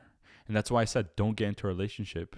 Like, most of you shouldn't be getting into a relationship because you're probably not ready yet. Like, you haven't built anything. You don't have any purpose. You don't have any direction. You're just going to lead yourself, like you and your woman, to failure. Like, I'm not trying to be harsh here, but imagine, like, you don't have a purpose to yourself. How do you think you're going to lead a woman? Like, if you have nothing going on for yourself and you're just directionless. Like, a woman, news flash, wants a man who can lead her. A man who can show her. Who has direction, who has ambition. And so if you're not there yet, just be real with yourself and stop just trying to find, like, why are you on Tinder? Why are you just... Sorry, bro. I'm just going to... Another rant, maybe. There's no reason for you to be dating, casually hooking up, finding women where you haven't even built anything for yourself. And you're the only, I say this many times in this lecture, you're the only person who knows this, right? Who know, like, you go to sleep at night and you're with yourself. I'm not going to be, how do I say this nicely? I'm trying to say this nicely. Never mind. What I was trying to say is that you can't lie to yourself, and you know the truth deep inside. And when you go to sleep at night, you know the truth. You know if you're 100% on mission and on purpose. And yeah, so like, you go to sleep at night, you're lying to yourself if you tell yourself, yeah, like, I need a woman right now. It's gonna fix my problems, you know. Well, deep inside, you don't even have a mission. You don't have a higher calling.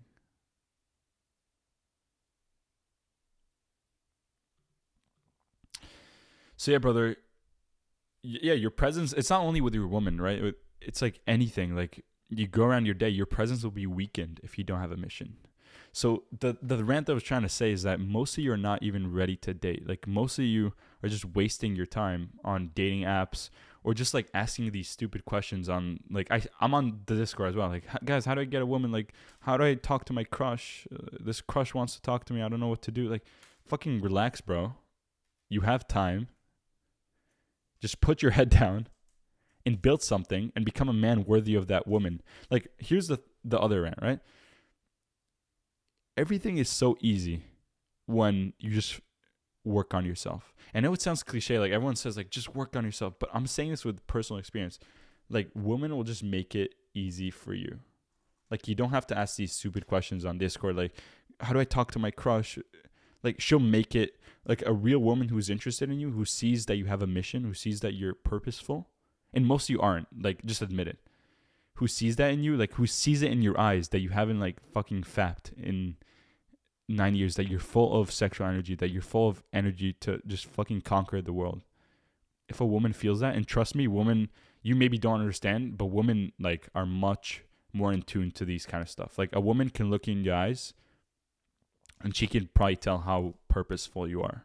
Like just your glance, the way you look at her. And again, maybe you don't understand this yet, but I'm just saying like this is like the future.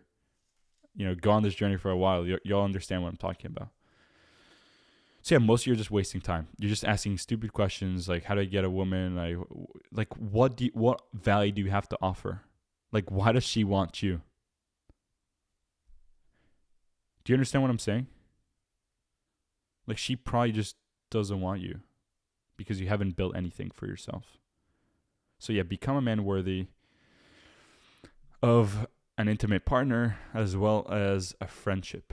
So yeah, summarizing mindset shift number 5, everything is a cherry on top, and purpose and direction is your utmost priority in life, especially you're a young man. You know, there's no pressure. So just telling you how it is. So, you know, I did give you a few mindset shifts, and I want to talk about actually making friends, because a lot of it was just like dealing with loneliness. And again, the solution, you hear me, right? Someone said I can't hear.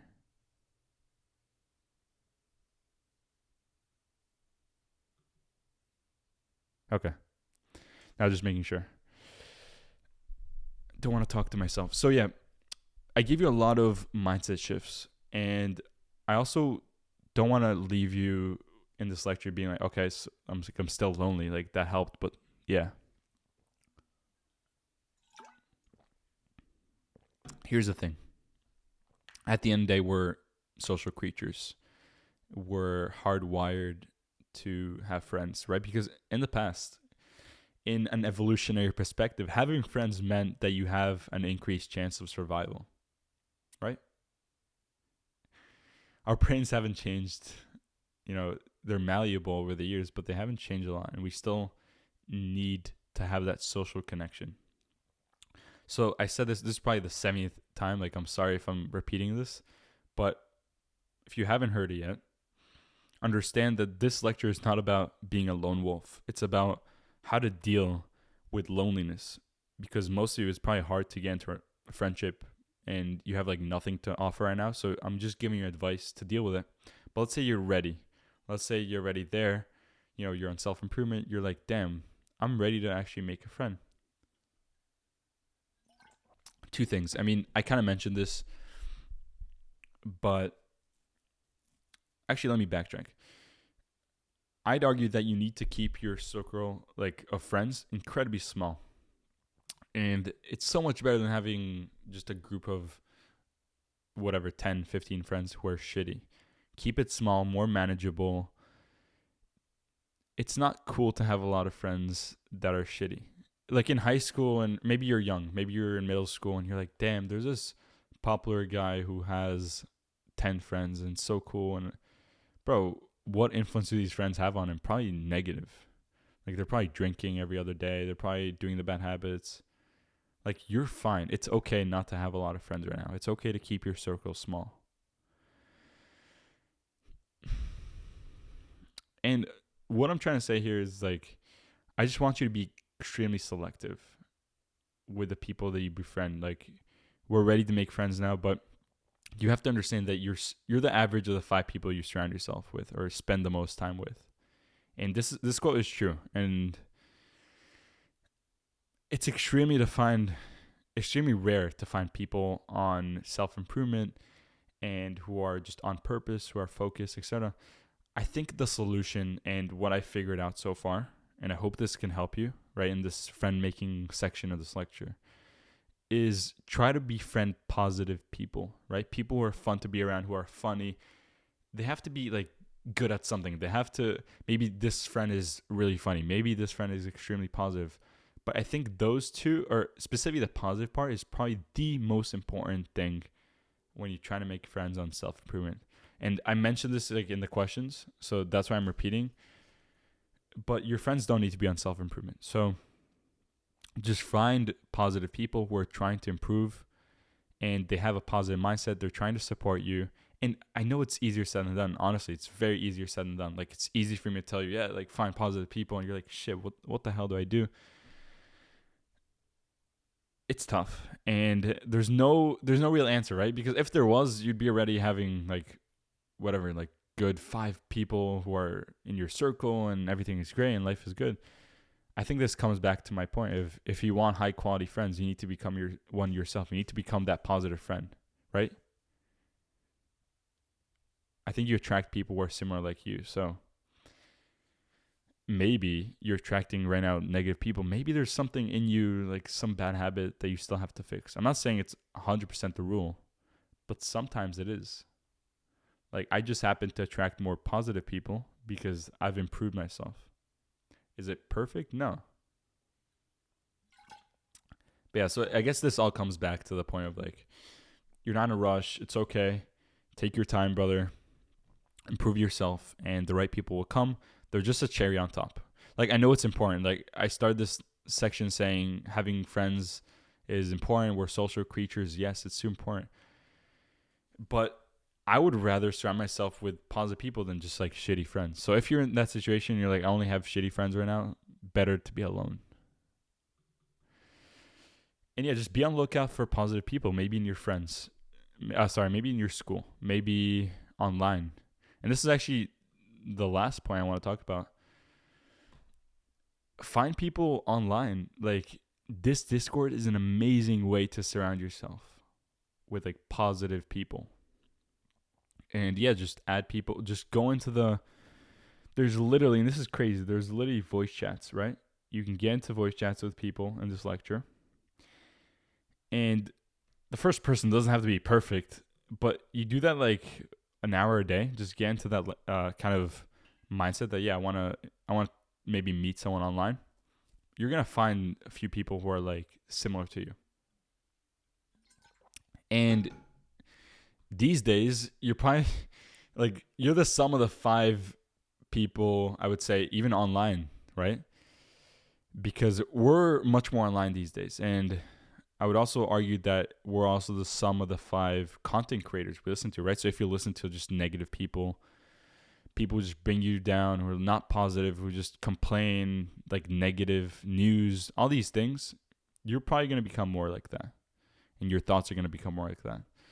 So yes, this also, the 5 people quote also ties to people online. Maybe it's like friends online, like someone you meet on this Discord, or content creators.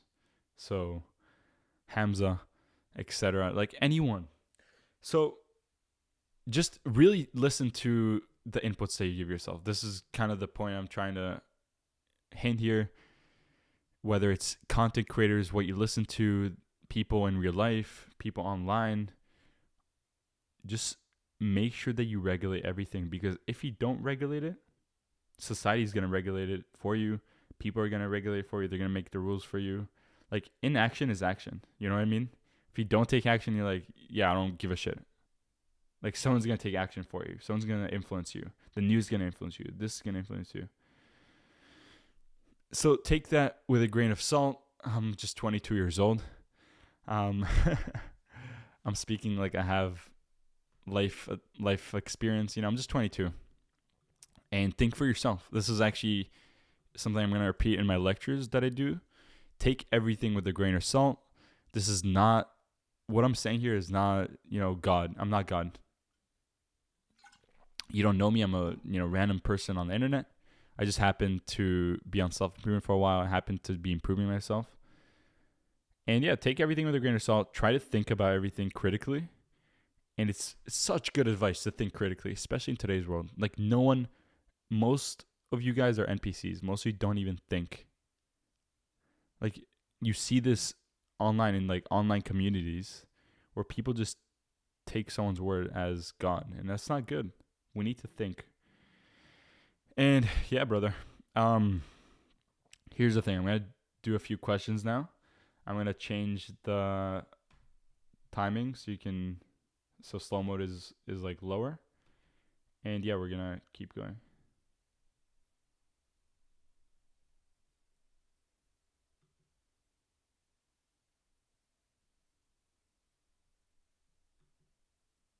Someone said, what keeps you motivated? Wait, let me actually first change the slow mode. Please, I'm just going to say this. Don't repeat the same question twice. Don't spam. And yeah, just be like on topic, okay? I'm not going to answer stuff that isn't on topic, except for the first answer, first question, just because I started answering it. So what keeps you motivated to upload videos after a year? You're only at 2,000 subscribers and 500 average views. It's true. It's as I said, I think it's purpose. I think it's like most people don't have a purpose and just like they do it for the wrong reasons. So I do it because I'm very genuine about it. Like you can see, I spoke here for an hour and a half. An hour 40 minutes. Like I don't have there's no reason for me to be here, right? Like I could be just working on my business. It's like a Saturday morning. I could be spending time with my family, you know? But like I'm genuine about this. This is like what I like to do. I genuinely like to like spread positivity, etc. And yeah, that's why after, a year or something of doing YouTube, I'm still going. I hope each and every one of you like has something like that. It doesn't have to be YouTube. Like anything that just no matter what, no matter the external results, you just keep going. No matter what it is. It could be your passion thing on the side.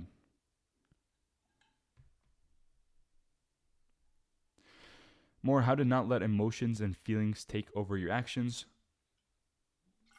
See them as a separate entity than yourself. It's just an emotion. It's just a feeling. It's fleeting. It's not going to kill you. And this all, I know it's like I'm repeating myself. I sound like a broken record, but this all ties down to meditation. Like you wouldn't be asking this question if you were genuinely just meditating so consistently, like 20 minutes for the past year or two. And it's a process, right? But over time, you are in control of your emotions and your feelings. And again, I say this many times. I want each and every one of you to feel that feeling. Just having complete control over your amygdala, or the side of your brain that's also always just thinking, always just feeling emotions, etc. No, you are having complete control of it. And that's what meditation does. It strengthens that prefrontal cortex, which is our side of the brain that's more rational, that can think more logically. That's like, yeah, it's just a fucking feeling. It's just loneliness. It's going to fade. Like, relax, you know? So, yeah.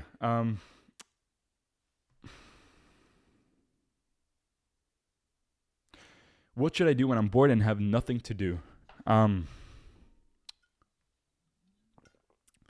Good question. I think you should look at, I wasn't bored for like years. I'm not going to lie. Since I started self-improvement, I wasn't bored. Like, I never feel bored. Maybe you don't understand what I'm trying to say, but I genuinely don't feel bored. And it comes from it comes from purpose, I guess. Like when you just have things and you always like, oh shit, I want to improve this, or oh shit, I want to do that, or I want to learn, I want to improve myself. Like you never feel bored because there's always more to learn. You always have to adopt that student mindset. There's always more to learn. There's always more to know. That leaves me never feeling bored because I always know, like, shit, I'm not going to just be bored. There's more to learn. There's more to know. There's more to help. There's more to take action on. It doesn't mean your whole day is just like work. But it's just me saying, like, brother, you need to do something bigger than yourself. You need to have more purpose. Maybe it's a sign that you don't. And maybe it's a sign that you need to look at yourself in the mirror and be like, shit, why am I bored? Like, really? I haven't been bored for a while. And it's not to boast. It's just, I want to inspire you. What is a high quality woman? Fuck it, I'm just going to answer random questions now. Yeah, I would say a high quality woman is someone who's supportive of your mission, who is, let me think. I want to give you a really good answer. Yeah, number one, very supportive of yourself and your mission, looks up to you. Number two, gives you the space to lead and gives you the space to feel masculine and your masculine energy, and doesn't just doesn't undermine your masculinity, if that makes sense. And yeah, it's probably very rare. I'm not saying it's not possible, but yeah, a lot of women just like undermined your sense of like masculinity, and they would look down to that like, no. I mean, they could do whatever you want, right? But just what I would be looking for, just a person who understands like the masculine and feminine dynamics and lets me be more in my masculine, and she understands like how to be in her feminine and more like supportive, etc. And yeah, also a woman who takes care of herself physically, mentally, also is in a self-improvement mindset and just wants better for herself.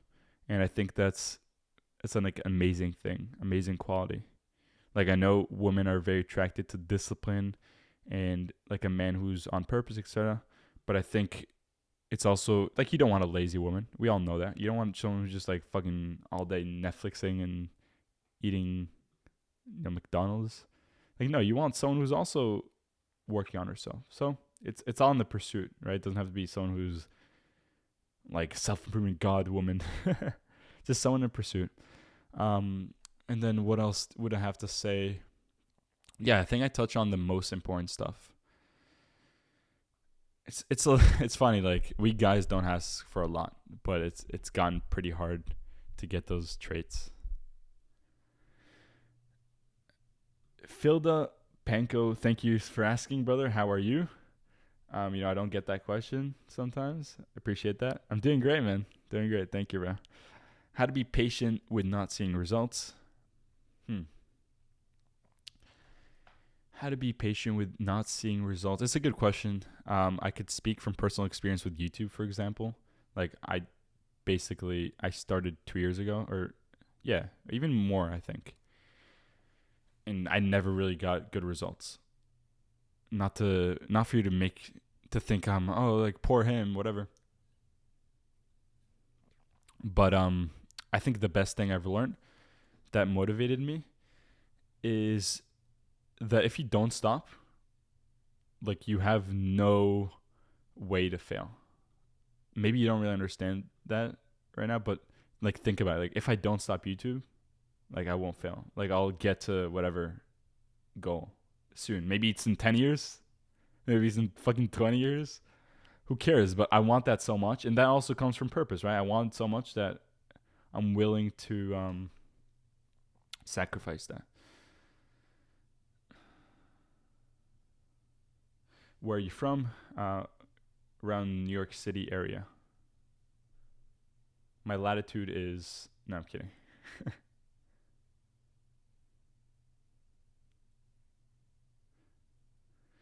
I'm 14 at the moment. I made around 1,000 with an agency. I started along with my friend. Is that really good? Really good, brother. Red Zen.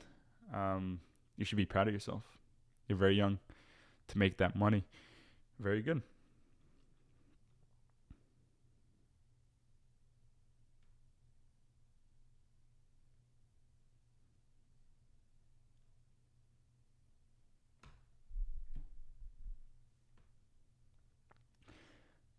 Guys, we're not stopping. We're going to drop more value. Stay tuned. I'm just reading some questions. I really want to give you good answers. I'm not just going to fucking bullshit it.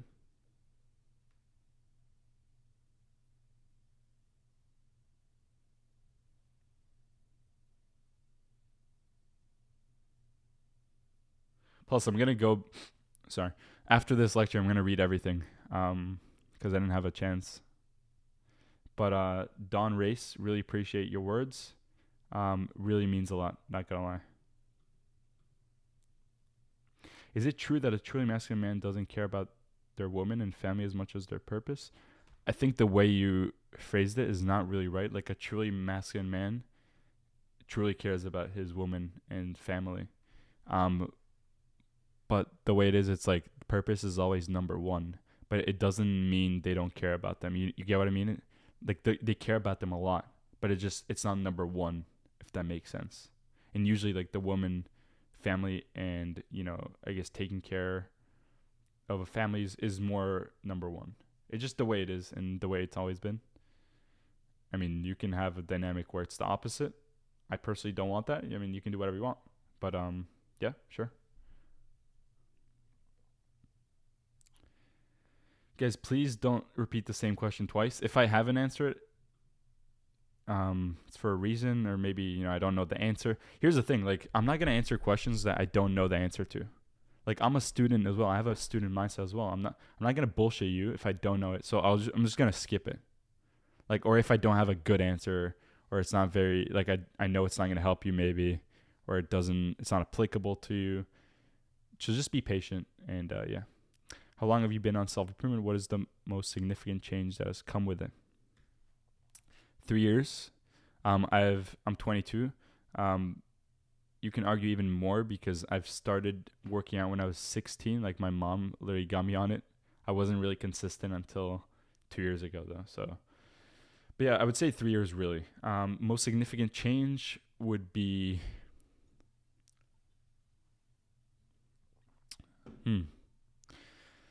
being in control of my mind, my thoughts, and my life. Because self-improvement is all about being in control. And it's like a crazy lesson. If you know, you're like the pilot of your life. And I know it's obvious, but once you really understand that you have the ability to literally change your life and change your thoughts and change your future, it's really powerful. And that's what it gave me. It gave me that tool to know that it's possible, and I could do pretty much whatever I want if I set my mind to it. Yeah, don't worry. The lecture will be on my YouTube channel, so don't worry. Good question, but what is a beginner camera for YouTube? I mean, personally, I use an iPhone. Crazy, right? I mean, if you see my channel, literally using an iPhone, have used an iPhone ever since. You don't need some magical fucking camera. I just got the best iPhone, and also got it as an investment for YouTube. So yeah, most cameras out there are as good. Like, people don't really care about the quality. Like, I basically fell in love with Younger Hamza. Not fell in love, like low-key homo. Yeah, low-key fell in love with him. Okay, let's put it there. Yeah, with Younger Hamza, not because of the camera, but because of the value that he's dropped. So no one really cares about. It's just an excuse for like beginners to fucking mentally masturbate with. To be honest, I'm just saying it raw because I was there too. I was also like, oh shit, do I need a camera? What about this? It's all cherry on top. Nothing happens if you don't take action. If you don't fucking show up on YouTube, or whatever thing you want. This is applicable to everything. Just even your business, right? So many people are making logos. So many people are just fucking wasting time on their website where they could just be reaching out to people. I learned this when I, worked on my agency. Like, most of the needle moving things are not what you think they are. It's like putting your message in front of people.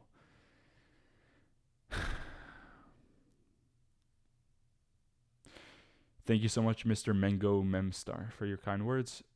At what age did you start self-improvement? I would say, like, really start to take it seriously, like 19, maybe end of 18. Yeah.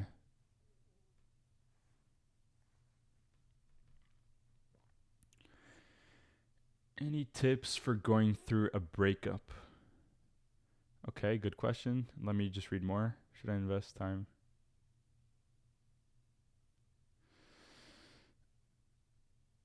Any tips on dealing with mean people and cringe Sigma males making fun of you for talking to your crush?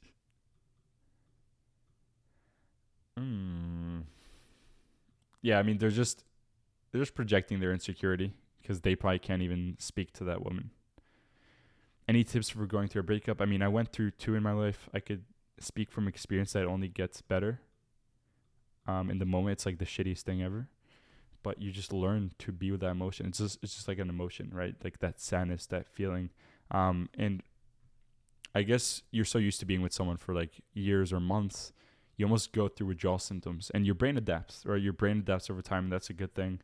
I would say that you just have to keep looking, keep being hopeful, right? It's only going to get better. And I know it's hard now. Like everyone says this, but it's so difficult when you're in it. And I get that because I literally was in one like 9 months ago. But it only gets better. The feeling fades and just focus within. And easier said than done. But yeah, you got this, brother. I actually have a video on breakups if you want on my channel that really goes in depth. Like that was after I went through a breakup and everything was really fresh in my mind. So yeah, you can check that out. Just search up more on YouTube. So yeah, it takes a lot of time for me to fall asleep, resulting in getting a really shitty amount of sleep. I'm not just feeling tired. Okay. Personally, like there's a lot of factors that could be with your sleep, like why it's difficult. Make sure you're not getting any like light in your eyes for the last 1.5 hours before sleep. Like any light, even from your, not even just light from your computer, but I'm talking about like your room needs to be dark before bed. You need to get ready for bed. Try not to eat right before bed. Like try to eat 2 or 3 hours before, stuff like that. Make sure you exercise a lot. Really push your body so at night you feel really tired. That's what I do. How to be good at talking to camera. Guys, 1 second. I'm gonna piss. I know I usually don't do this, but I'm like fucking holding my dick. I'm about to piss my pants. So 1 second, we're gonna continue. So commercial break. Go do some like 20 push-ups and let me know how it was. Okay? If you dip during this time, you're a pussy.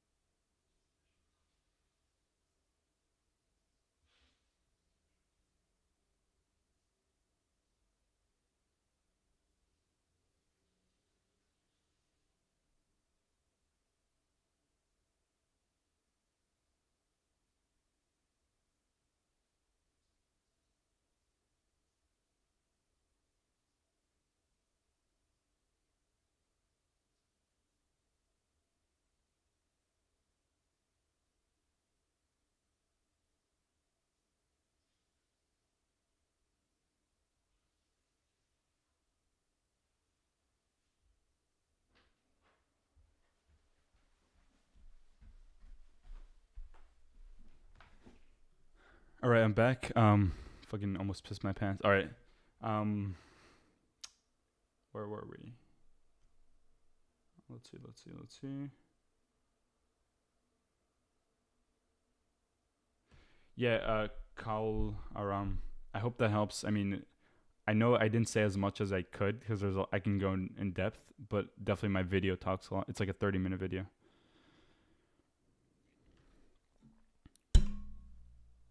How to stop obsessing over her.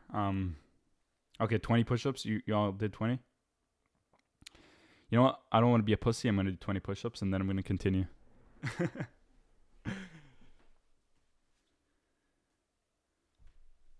All right, 20 push-ups starting now.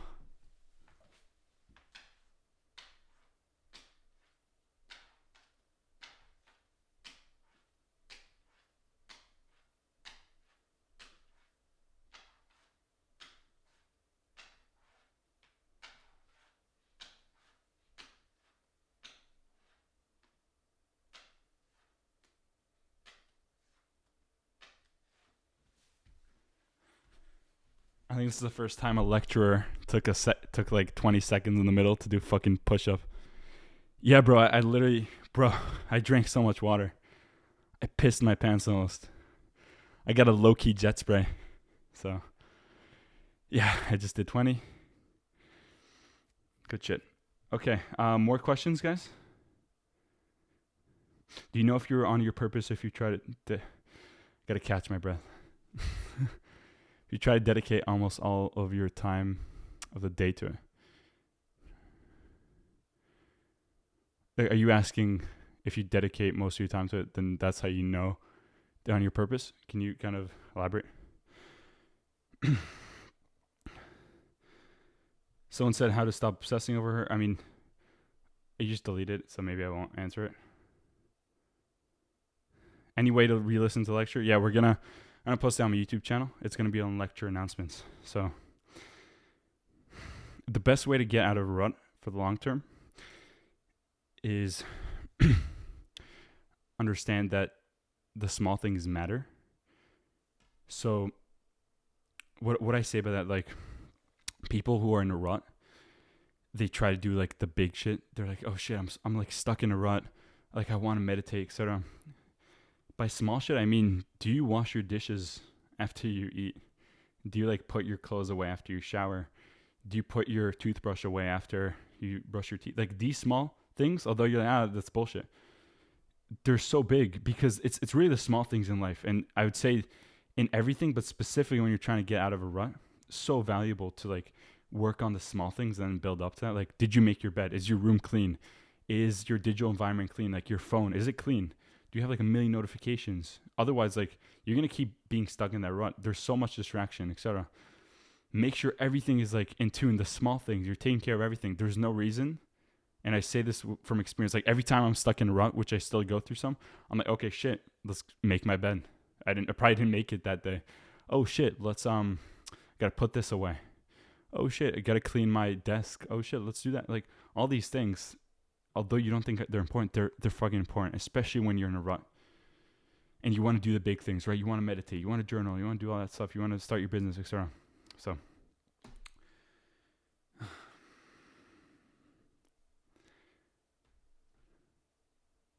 yeah, fuck, the recording size is gonna be fucking big. So here's the thing. Books, honestly, interesting. Favorite books. $100 million offers. The Way the Superior Man. And what else? Also, yeah, David Data is probably my favorite author. Intimate Communion by David Data. Like, a lot of people don't know about that book. It goes in depth. So like, The Way the Superior Man, I say, is like an intro to like masculinity and femininity, like that dynamic, etc. And like being in a relationship and like understanding like your purpose is number one, etc. That's like an introduction. Yeah, also the Millionaire's Fast Lane, that one, good one. Yeah, and how could I forget How to Win Friends on Facebook? I literally read that like 20 times. So yeah, those are pretty good. Intimate Communion by David Data. Atomic Habits, honestly, I just didn't really like. I thought it was pretty obvious. But yeah, guys, any questions? Actually, you can repeat your question now if you had it before. Like, I don't mind. There's a lot to go up. So, what would you say to your younger self when you started self-improvement? I would say it's going to be fucking tough. Just keep pushing. And like, it's going to be lonely when you keep, elevating yourself. You're going to run into like failures, but you got to go through that dark tunnel to get to that light, if that makes sense. So I'd give myself probably more than that, but a lot of it is also kind of personal that I don't really want to share. Yeah, I don't mind you repeating now. How to be good at talking to a camera. I just feel weird. Yeah, I mean, it is weird. Just accept that. Who cares? It's weird. Does that matter? Are you gonna let that feeling stop you from taking action in recording a video? If it is, then it's really not important to you. Like, you shouldn't be doing it anywhere. Like, most people are following these people, and again, nothing wrong with it. Like, people would tell you to make a YouTube channel, or this guy on YouTube told you to do this or that, and you're like, yeah, this is what I want to do because he said it. So, like, think for yourself. Do you actually want to do it? Do you think I didn't feel weird talking to a camera? Do you think I still don't feel weird? Like, I still have that feeling. It's weird. It's fucking weird. You're talking to like yourself. Isn't that weird? Like, it is weird, but who cares? Am I gonna let that stop me from taking action? No. And if I am, then it's probably not that important for me anyway. So, and I'm saying that to you. Like, maybe it's not that important. Maybe you should think about that for a second. Because I had a million fears about YouTube. Like, oh, what if my parents hear it? What if this guy hears it? Like, what if this guy hates me? Like all the hater shit. Like what if my friends see it? Like all the limiting beliefs that every single person has. It's like the same limiting belief. I literally spoke to my friend who wants to start a YouTube channel. He has the same limiting belief as my younger self. We're all pretty similar at the end of the day. But it's like, how much do you want to do it? Because if you really want to do something, you'll make it work. Like no matter how you feel. It's weird, huh? Like who cares? Just keep going. How do you tell?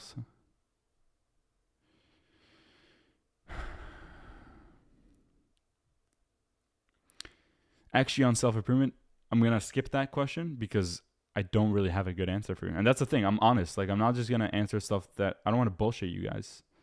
I want to give you stuff. If I don't read your question now, like, I'm not ignoring you. I just don't really have a lot of value to say. I'm not an expert in everything. I don't have experience there. So I'm sorry, man. Can you talk about masturbation? Yeah, I kind of talked about it before. It's like, if you're in a relationship, like if you're alone, if you're single, you have no reason to like masturbate. Because I mean, you could do it. You can listen to the media and people tell you that it's normal, it's fine. You know, you need to release it once in a while. Like your body is gonna release it anyway, right? In the form of like a wet dream, which is your body's gonna release much less of it. So like you can decide to say that it's fine. Like I'm not saying it's like bad, like don't masturbate. I'm saying like I choose not to because I know how much value it gives me, not like how much energy, how much more of that aura. And maybe you understand, like if you've been on retention for a while, like you get some, and this is not, maybe it's placebo, but like who cares? You get a feeling that you have like some aura to you and people feel that. And I really think that's true. And if it's placebo, then it is placebo.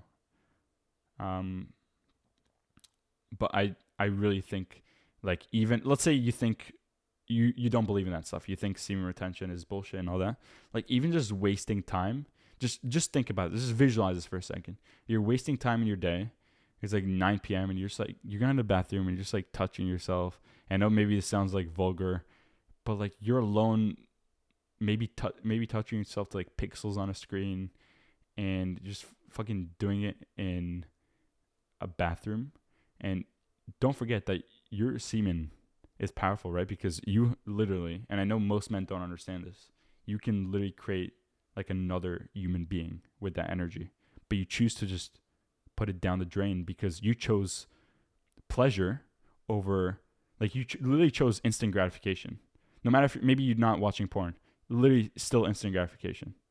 Like, can you argue with me and say it's fine? I mean, sure, do whatever you want. Like, people get so like mad about this topic. Like, no, like once every 2 weeks is fine because, you know, it helps me.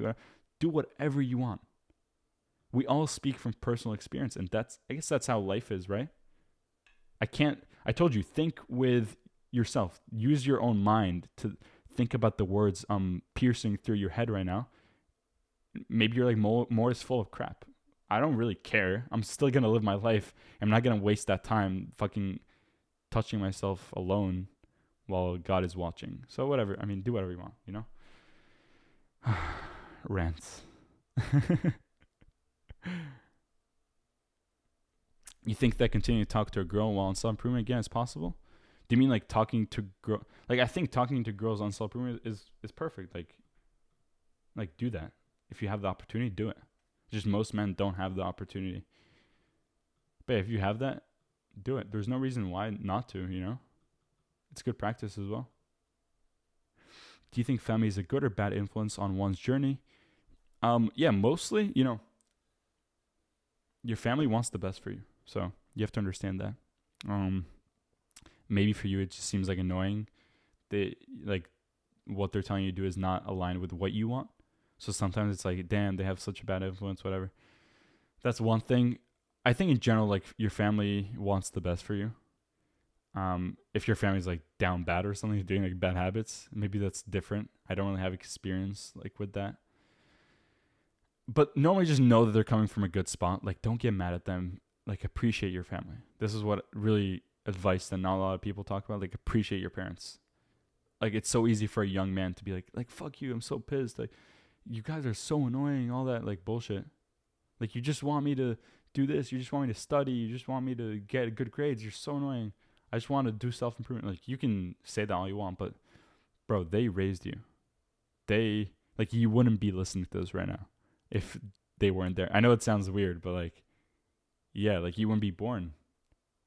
So you're literally on earth right now because of your parents, because, you know, people close to you who took care of you, maybe your older brother, older siblings, etc. So yeah, they're good people. They just want the best for you. How to make a schedule for self-improvement. Literally schedule every single hour, every single minute of the day. A good app that I recommend is AccuFlow. AccuFlow. Yeah, I wrote it in the chat because I can't really pronounce it. AccuFlow, I think. Yep. So that's a good one. Really helped me to, you know what, like, Google Calendar is good, but this really helped me to, so I would basically schedule every hour of the day and say, like, from 12 to 12:30, I would do YouTube, for example. But then what I liked about this app is you can put, like, inside of that time block, you can put exactly what you're doing, and it's just a good UI, etc. I mean, up to you. It costs a little bit of money.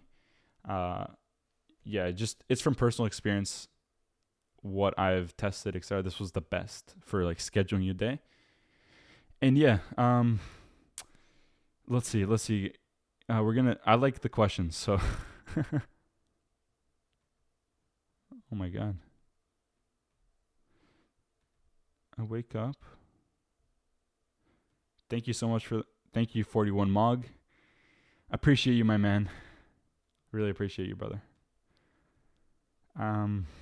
You guys are tagging the wrong Maor. It's really funny. There's like another 13-year-old Maor, which is getting pinged every fucking other message. Yeah, that's not me. There's always light at the end of the tunnel. Very true. To the 13-year-old Maor, very true. Yeah, can you repeat your favorite book? It's Intimate Communion by David Detta. That goes in depth. Not a lot of people talk about it. How to really woo her over? You mean win her over, I guess? I don't know what woo is. Maybe that's a word. I don't know. So yeah, just it's so funny. Like, so many guys focus on the wrong things. Like, if I were to also tell my younger self one thing, is just stop focusing on all these BS things. Like, who cares if you win her over? Like, she should win you over. Maybe that's the mindset you should have. And I know it sounds cliche, and maybe it sounds a little bit arrogant, but that is kind of my mindset. Like, what do you have to offer to the table? And again, I know it sounds arrogant. It's not my intention. It's to inspire you and be like, yeah, maybe I'm not there yet, but I really want to get to that level. And the only way to get there is to improve yourself and become a better person, to like a man worthy of attracting that woman. So then you don't have to worry about all these BS questions. Like, who cares if you went over? Like, leave. I don't want you in my life if I have to, like, try hard. If I have to, this is like what the red pill is also, like, not great about. Like, I'm saying the red pill is great, right? It helped me a lot in my life. It helped me to get out of my like blue pill phase where I was just like simping. But the issue with the red pill is it always teaches you that, yeah, there's this trick and you have to do that to bring her home and all these. Like, maybe there is, but I choose to focus on my purpose like 99% of the day, and I don't want to think, like, I don't care. I generally don't care. Like, you can obsess over that stuff. You can read all the books in the world about like the most red pill books, whatever. I think you read one book and you get the memo. Like, you don't need to read a million things. Like, Rational Male, great stuff, right? Sure. But, like, that gets you asking these questions all day, and you're like, I really want to win her over. What should I say on the first date? And I'm sorry, this is not directed to you, Hilos. It's not like I don't know you, right? It's like to inspire you guys, like help you guys, because I just see my younger self. That's why I'm like so passionate about these things. It's like really want to help you. So yeah, that's really what I'm trying to say. So reframe your mind. It's not about trying to win her over. It's about focusing on your purpose. And if she comes, she comes. If not, whatever. That's how you should live. If you think otherwise, whatever, just keep chasing the girls while I'm focusing on my purpose. And I know that word sounds cringy, like I'm focusing on my purpose, but it is like that. Just keep asking these questions, whatever. Sorry, I know it sound annoying, but I'm passionate about this. That's why. Thank you. Actually not on self-improvement. Thank you, brother. Do you stretch if so, for how long? Recently I've been doing more yoga, 20 to 30 minutes, usually 20. It's been a great lecture, Lopez. A lot of value. Could you list the five mindset changes? So yeah, sure. Mindset shift number 1, loneliness is normal, especially on self-improvement. That was me kind of speaking, how there is a loneliness epidemic. Most people are lonely, especially on self-improvement. What are you going to do about it? Are you going to cry, or are you going to just grab life by the horn? Mindset shift number 2, stop attaching so much to loneliness label, right? Because a lot of people identify as lonely, and it has that emotional connotation to it, and then they're like, oh shit, honestly, you're probably addicted to that emotion of loneliness. You're attached to it. You give it that label. You tell your friends, I'm lonely. Or actually, maybe you don't have friends. Sorry, that sounded a little bit... Okay, never mind. Keep going. You identify with it. So yeah, don't identify with a label. And it's not that bad to be lonely, because most people are, with people. They're partying. They're doing drugs. But they're, emptier than ever. Mindset shift number 3, the friends and relationships will come. Stop forcing it. This was me talking about friends, and also like women, like don't force shit. Most people just think they need a relationship to be whole. It's not the way it works. Even for the other way around, even for women, like if a woman expects to be whole with like a man, and she's 50% before a relationship, that's not a good way to live. They both should be good with being alone. Otherwise, a relationship is a little bit toxic, could be toxic. Mindset shift number 4, enjoy the solitude. Be still and present with it. I kind of spoke about my monk mode protocol and stuff like that. Mindset shift number 5, everything is a cherry on top. Purpose and direction is your utmost priority. And then we talked about, which wasn't a mindset shift, but we talked about surrounding yourself with people who are positive. Dang. We going all in, bro. Would you prioritize women, or would you prioritize growth? Growth 100%. 100% all the time. I would rather focus on growth and like risk not being in a relationship than the other way around. Like I accepted being lonely. I accepted being alone. I'm fine. Like purpose is very important to me. Like leaving a legacy, just leaving the world. Damn, this sounds so like cliche, but yeah, leaving the world a better place, right?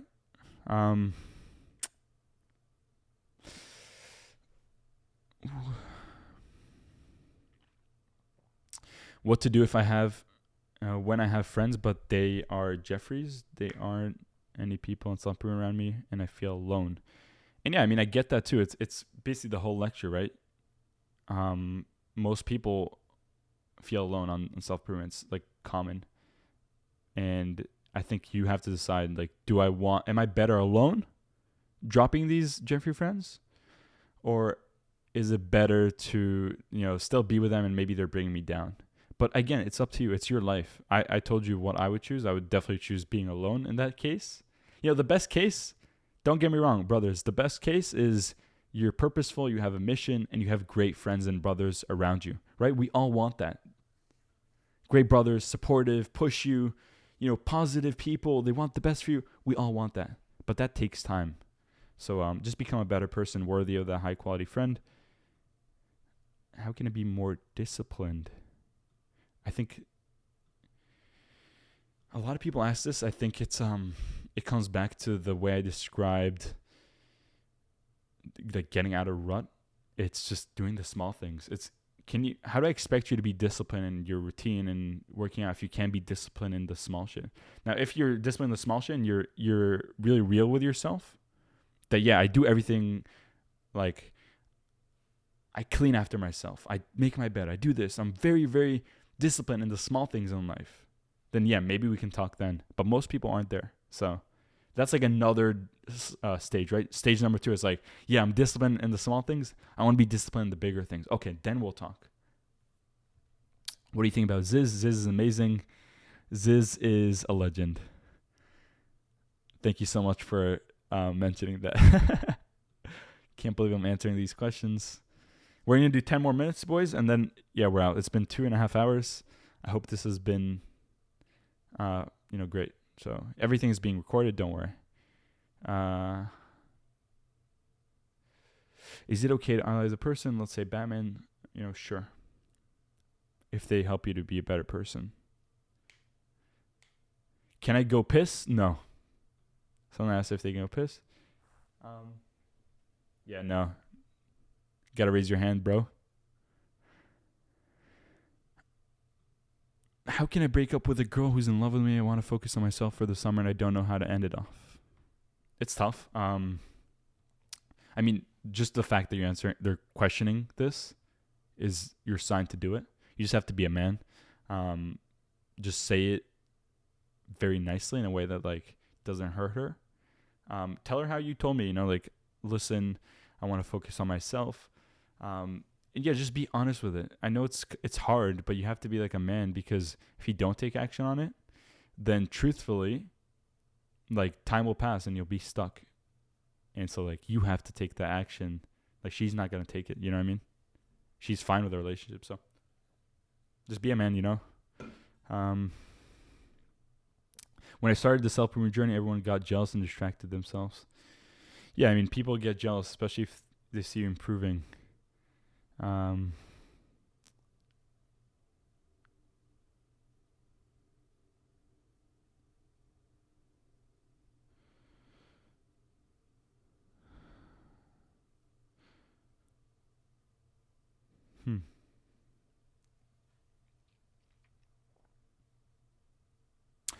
How do I continue my journey when my parents are trying to stop me from following this kind of stuff? So by these kind of stuff, I guess you mean like self-improvement, like growth.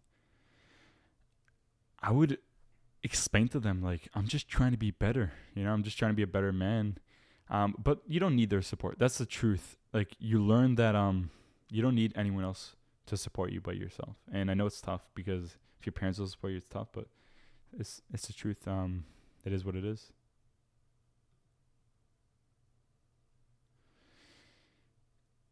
Brothers, come on, more questions. We got 8 more minutes, and then we out. But yeah, I'm going to drop as much value as possible.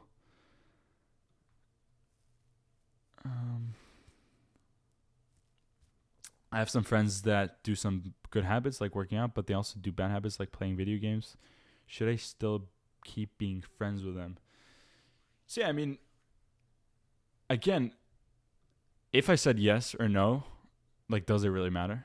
Like, would you take my advice for, like, would you actually, here's the thing. If you did take my advice as like God, then I don't think that's a good sign. I think all I could do is guide you in the right direction. And the way I would guide you is kind of maybe even journal, like list all the pros and list all the cons of this friend, and ask yourself, are they more of a positive influence than a negative? Like, it's not a bad thing. Okay, they play video games. It's one thing. It's not the end of the world, right? It's not a reason to fully drop them, because you said they have some positives to them. So I would, it all ties down to you, right? We're all different people. We come from different places. You have to journal with yourself, and if you're serious about this, like if you're actually serious about this question and you really want to move your life forward, move the needle, then journal and think, okay, let me list all the pros of John. Now, what are the cons? Like, do the pros outweigh the cons? If so, like, do I want to pursue this kind of friendship? Yeah, so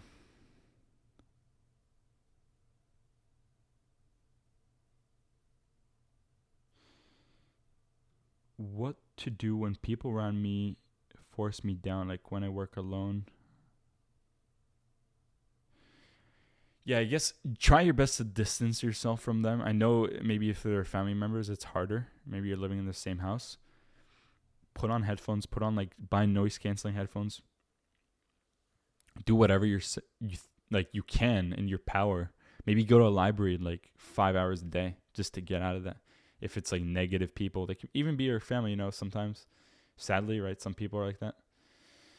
So yeah, do you support focusing on business during college or uni? 100%. If I were to do it earlier, I would do it earlier. Like I would start a business earlier. If you're young, you don't have a lot to lose. That's the thing. Like if you're in middle school, if you're high school, I don't know, maybe you're from a different country, it's called something else, but college, university, you don't have a lot to lose. You know what I mean? But here's the thing. You also don't have a lot of fuel to you. So the way I would describe it is like you're still young. So you think it's like, oh yeah, I got all the time in the world. So that's why most young people don't even pursue that. Maybe a business. I didn't. I fell for that, right? But now that I'm like getting older, I'm like, shit, gotta push this business forward. Gotta make money. Gotta do this. Like I have more pressure to myself, more of a time pressure. And I think Alex Hormozy talks about how being fueled by like almost these negative emotions, like you're running away from something, is a great motivator. And that's when we probably take the most action. So like all these negative emotions, even loneliness, right? Because this lecture is about loneliness, are a great motivator for you. Like you have to understand it. It's great. Imagine your life was just positive. Like everything about it was perfect. You probably wouldn't have any kind of reason to take action. Do you understand where I'm coming from? So it's a powerful motivator. Any tips to start talking to random strangers? Yeah, guys, everything will be shared. Don't worry. Even this part. I'm going to timestamp everything. I got you, boys. Got you. Any tips to start talking to random strangers? Trying to get rid of my fear of rejection and anxiety. What I would say to that is start small, like everything else, like discipline. Start small. So try to speak to a person like the cashier. Go buy something, even on purpose. Go buy like gum. Go buy something at a store and just try to do small talk with people who there isn't much pressure. Like the cashier, there isn't much pressure to like if it fails, whatever. If it sounds awkward, whatever. She's used to it. That cashier lady's used to it. And also old people. I know it sounds funny, but like the way I got better with speaking to random strangers is like speaking to old people. They love speaking. They love talking to people. They love sharing stuff. I guess it's something about that generation. Like our generation is probably the most closed off ever. And yeah, older people just love to talk. It's great. Just great way to start. So what do you think about those who are anti-self-improvement? I think it's just cope. I think there's no way to sugarcoat it that it's cope, right? Self-improvement is the way. I see under this, like I'm a moderator. I see all the time just people like, guys, I quit self-improvement. Self-improvement just keeping you weak, whatever. Do whatever you want. I'm still going to elevate my life. I'm still going to improve myself. Do what everyone can do, whatever they want. But at the end of the day, those people are just coping because, I don't know, maybe they're living a sad life and it's very hard for them to be consistent with something and they can't amount to that. So they decide to cope on the internet. And I mean, they're spending time on the internet. That's the first thing. Just get off the internet, touch some grass. Yeah.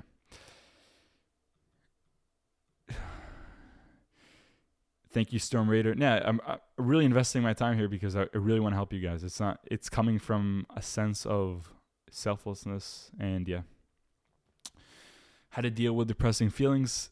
As a man, understand that feelings come and go, depression, whatever. Bro, do you think I don't feel those type of feelings? All the time. Does it sound like I feel depressed? Like, am I going to take antidepressant medications?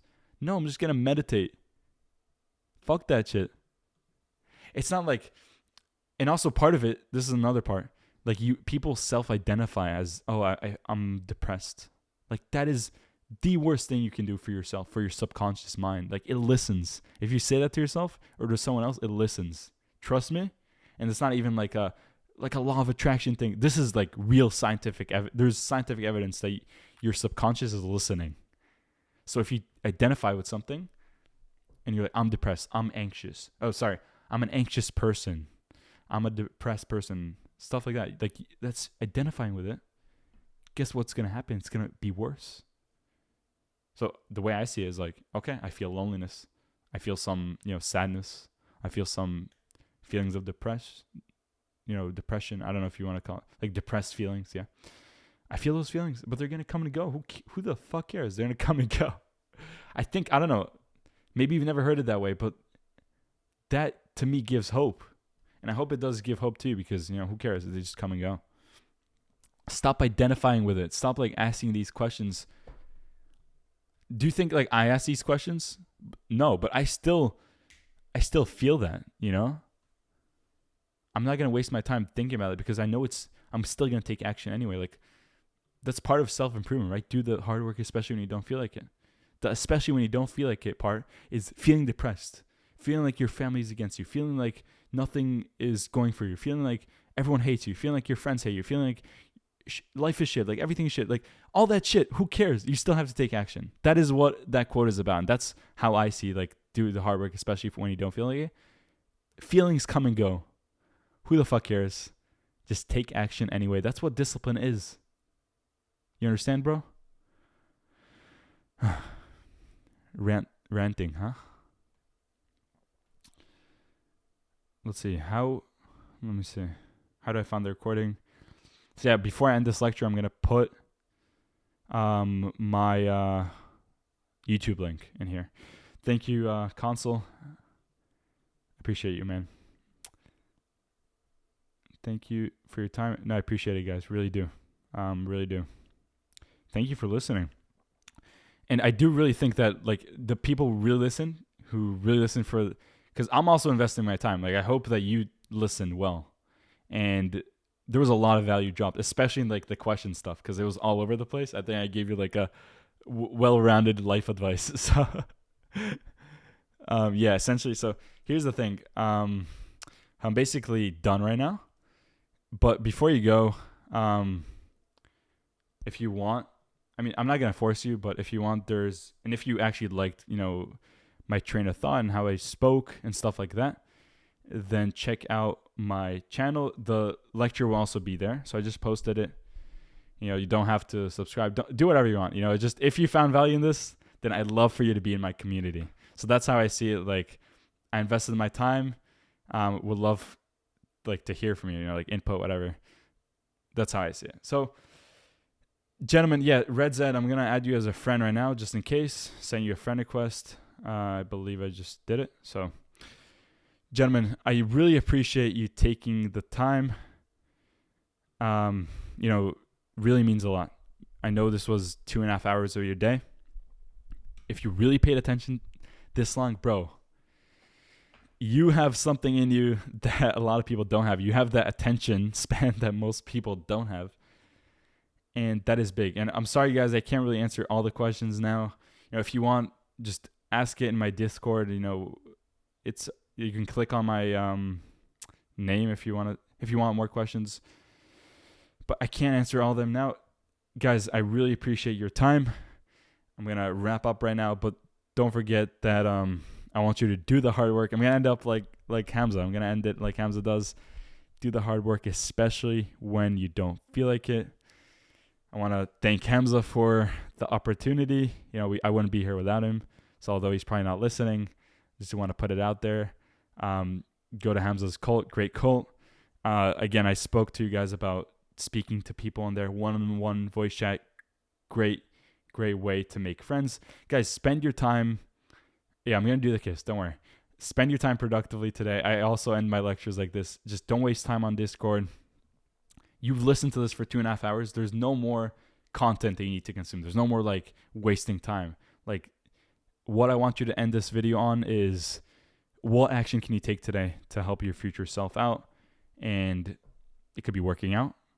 But what I want you to do right now is, before I go, because this is super important, write down what you're going to do today. And that one thing you're going to do today that your future self is going to be grateful for, write it right now. And I want to listen to it. So I really want to hear what you have to say. So let's give you like 1 minute and then I'm going to dip. Red Zed, I really, really appreciate you, man. Thank you so much, brother. Thank you so much. Guys, what are you going to do?